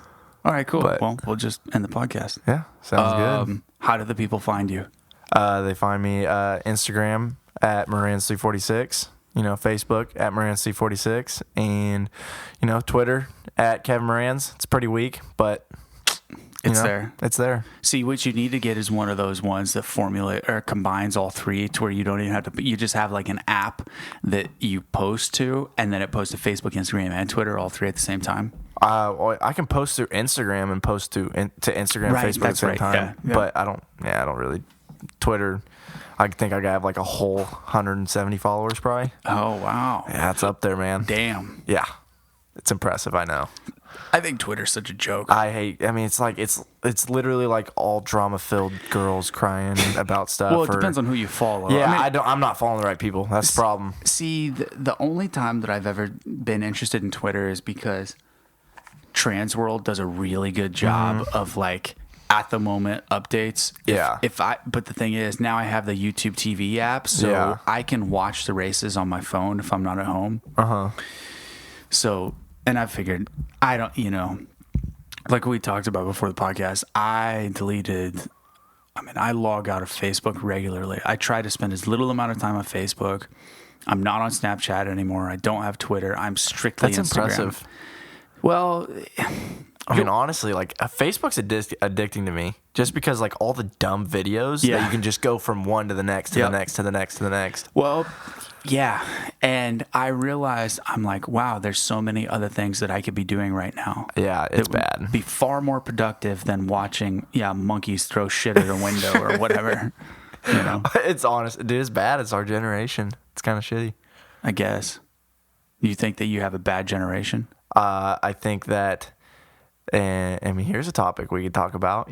I believe that I'm happy with my generation, whatever, but I guarantee you that our generation is unfortunately completely pussified. I feel like, the stuff that my parents went through, and compared to what we can, what parents can do to children now, it's just like everything's just like, and like all the stuff with everybody complaining about everything, trying to make it a situation. Like, it's just like, I'm over it. Well, it's easily explainable. See, the problem is, and I didn't come up with this. I'm just repeating it. I believe that the problem is that in our day and age, life is too simple. And we don't face enough hardship. And I'm not talking about like getting beat up by your dad type of hardship. Yeah. I think that everything is really convenient in life. Yeah. And whenever you don't have to spend time thinking, how am I going to eat? Where am I going to stay? These very minute things that so many of us take for granted that like our human species spent so much time focusing around. Every day you wake up, we live in a cave, there's no refrigerator, so you have to go catch your meat every day. Well, we still have those instincts, but we've made life so convenient and easy with civilization that we don't have to do that kind of stuff. So we find a boogeyman. We find something to go catch, something to fight for, something to argue about. I guess that's true. I kind of see where you're coming from. So what we do is we create these problems that don't even exist just so we can justify our existence by fighting for something that doesn't even, is not even an actual problem. Yeah. I mean, we've all heard the term first world problems. Yeah. Well, it's, point blank. That's so much of our problems that we have, we just create. So we have a reason to be opinionated or a reason to fight each other. Yeah. I mean, human beings are intrinsically tribal. And I think that this will be something that comes up a lot more as we continue through 2018 is that word tribal. And we're starting to see, and a lot of people are blaming Trump for this. And I'm not an anti-Obama guy. Yeah. But I wholeheartedly believe that the Obama administration did a really good job of separating so much of our nation into two tribes of left and right, far worse than it was whenever he was in office. Yeah. And now, and part of that is bullshit rolled over from Bush. Yeah. So, and part of his book, we're still, see, what's crazy is we just got rid, I'm sure you know what trickle-down economics is. So you understand that concept, which was a Nixon thing in the 70s. Yeah. We're still in trickle-down economics. That's the way our nation is built, which it doesn't work. Simply, it doesn't work. And I know, a lot of people listening to this be like, fuck you, bullshit. Yes, it does. I'm like, show me how. Okay, for people that don't know, explain it real quick. So trickle-down economics is simply a pyramid where the person with all of the money... See, what you want to do is, in a corporation, you want to pay your CEO a fuck ton of money. Because that person is then going to spend a fuck ton of money, and then that money that they spend trickles down to the maids, to the butlers, to the lawn caregivers, to, all of his staff, to... You see what I'm saying? And then it widens out. And then all of those people are now getting paid more money because they're getting paid more money by this rich person. So then it rolls down. But the thing is, one person can only justify spending or paying a maid so much. Yeah. And the thing is, because we're human beings and we like collecting shiny things and holding them and this is my shiny thing. This is my money. That kind of stuff. It gets to the point to where you're like, well, I'm more concerned with my family and friends than I am the Guatemalan housekeeper. Yeah. And plus, the going rate for a Guatemalan housekeeper is $100 a day, right? Well, why would I pay her $150? Yeah. If I can get the next one for $100. Mm-hmm. So the market regulates what people are worth so their price doesn't go up. And especially, and this is part of the problem with illegal immigrants and the drawback of unions, is that since the American Union has essentially been destroyed by outsourcing jobs, specifically manufacturing jobs. Now we have this giant middle class. I'm getting so far away from the topic, but we have this giant middle class that isn't making money like they used to. The middle class is the meat and potatoes of America. If the middle class isn't rich and if the middle class isn't wealthy and spending money, then America really suffers, i.e. the housing crisis. Yeah.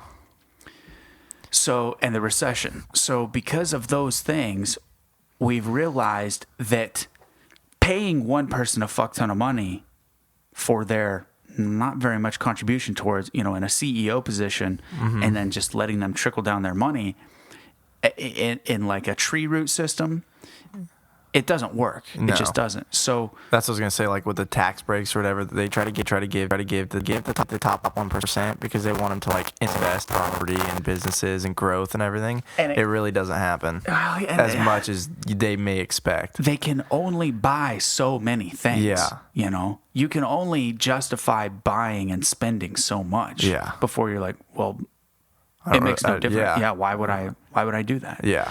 So now we're built on that capitalist system, which I believe in capitalism, but I also think that our form of it is not that great. It could be better. It will be better. That's the thing, is we are in an evolving system, but we're still suffering from policies set in from the 70s. So today, and 40 years later, we're still fighting to get past that.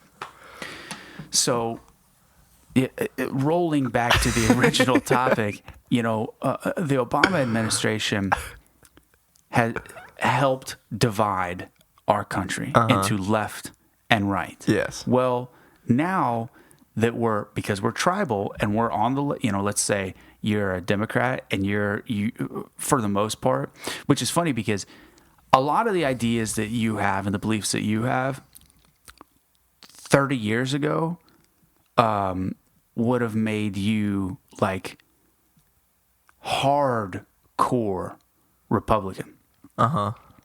Or I'm sorry, Democrat. But now, today, you're a little, you probably consider yourself a Republican. But yet, the left keeps going left, and the right just keeps widening. Okay. Now, the average American sits right down the middle. But, they identify with one or the other. And the thing is, at the very fringes of each political party, there's 5% of the extremists or the ideologues that are the loudest. So it seems like those are the people representing the majority, but they're not at all. Yeah. So I think that as time rolls on, it's only going to get worse before it gets better. Now the question is, at what point where is the rock bottom? Because our society is extremely divided. Your thoughts, Kevin? Over the head. Yeah. Over the head. Well, maybe that should be the new podcast, OTH. Oh, yeah. I see. Yeah. Hey, I do have one topic, though. Yeah. I don't know how much longer you want to go or whatever. 12 minutes is about all the longer we can go. Okay. Cooper Webb, Eli Tomac. I didn't see it happen. What? No, I only watched the highlights because I was out. Aubrey and I went out for the night. That's how much watching Supercross matters to me now. God damn it, dude. What happened?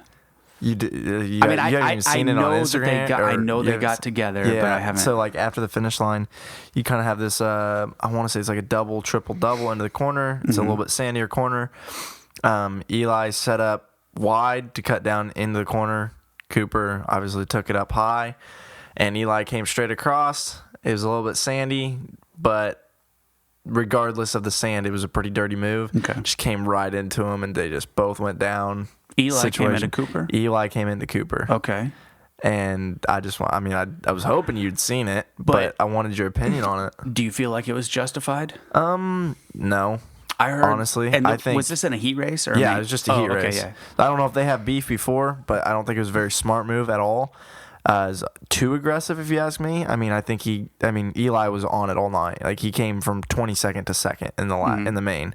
Like, he was definitely fast, but he should have set it up different, to be honest. Yeah. It was an aggressive move, but he wasn't close enough. Let's put it that way. Okay. To make it stick. Yeah. But yeah, I don't have an opinion on it. I think and it's all good. Yeah. It's all good. It's all good for the sport. It gets people talking. Yeah.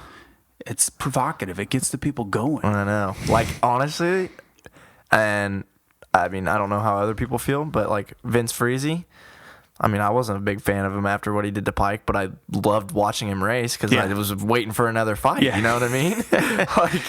It makes it exciting for sure. Yeah.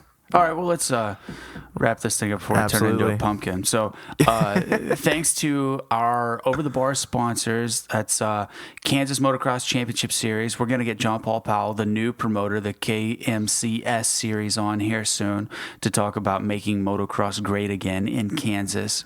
Also thanks to Donnell's Motorcycles in Independence, Missouri, Bar to Bar MX in Wichita, Nick Peterson's Bikeworks LLC. I'm trying to remember what I made his tagline. It's honest wrenches at a fair price. And then Corey Hip and Darttown Arena. Also, thank you to all of our Patreon subscribers. So just as an FYI, this month, March, is the final month of private Patreon subscriptions, where Mike and I have decided that we are going to change our Patreon format to business only. So, thank you to everybody that has ever donated or pledged to the OTB podcast. We appreciate it. It's just that we've gotten to the point to where we want to get away from that kind of model because it's really hard. I know this is going to sound like you guys are lazy, but it is extremely hard to package up our products and mail it out. It's not the prices of shipping. It's just the fact that I work one full-time job and then I have two part-time jobs plus a podcast plus working out plus working on my bike, going riding, racing. It's like the last thing that I remember to do is put together a sticker pack, or staying on top of Mike to print the stuff, and then going and picking up the stickers, putting all the stuff together, mailing it out. It's hard for me and Mike to do that. We have so many other things going on. So with that being said, thank you to everyone that has ever pledged to us on OTB. We still have t-shirts for sale. You can go to ripandruts.com/store and then click the button for the OTB t-shirt, and they're $10 plus $5 for shipping, flat rate. And check it out that way. And then I know that Kevin is going to get some t-shirts made, and then I'm teaching him the ways of Patreon, so we're going to get him rolling on Patreon. So stay tuned to his social media accounts, and we will get you all the information on his Patreon, yet to be figured out exactly, but he's going to get that dialed in. So check out our sponsors. Tell your friends about the Over the Bars podcast. Thanks to Tony Wenck at Riverside Raceway and Kevin Moranz. This is the Over the Bars podcast. Tell your friends. I just said it 2 times, and I'm going to say it again. Tell your friends about OTB. If you have someone that you think would enjoy enjoy our podcast, tell them about it, and show them how to operate the podcast button on their phone. That's very imperative, because if you just tell somebody, oh, yeah, I listen to this podcast, and you're like, what's a podcast? I'm never going to live that one down. Nope. So thanks a bunch. Bye.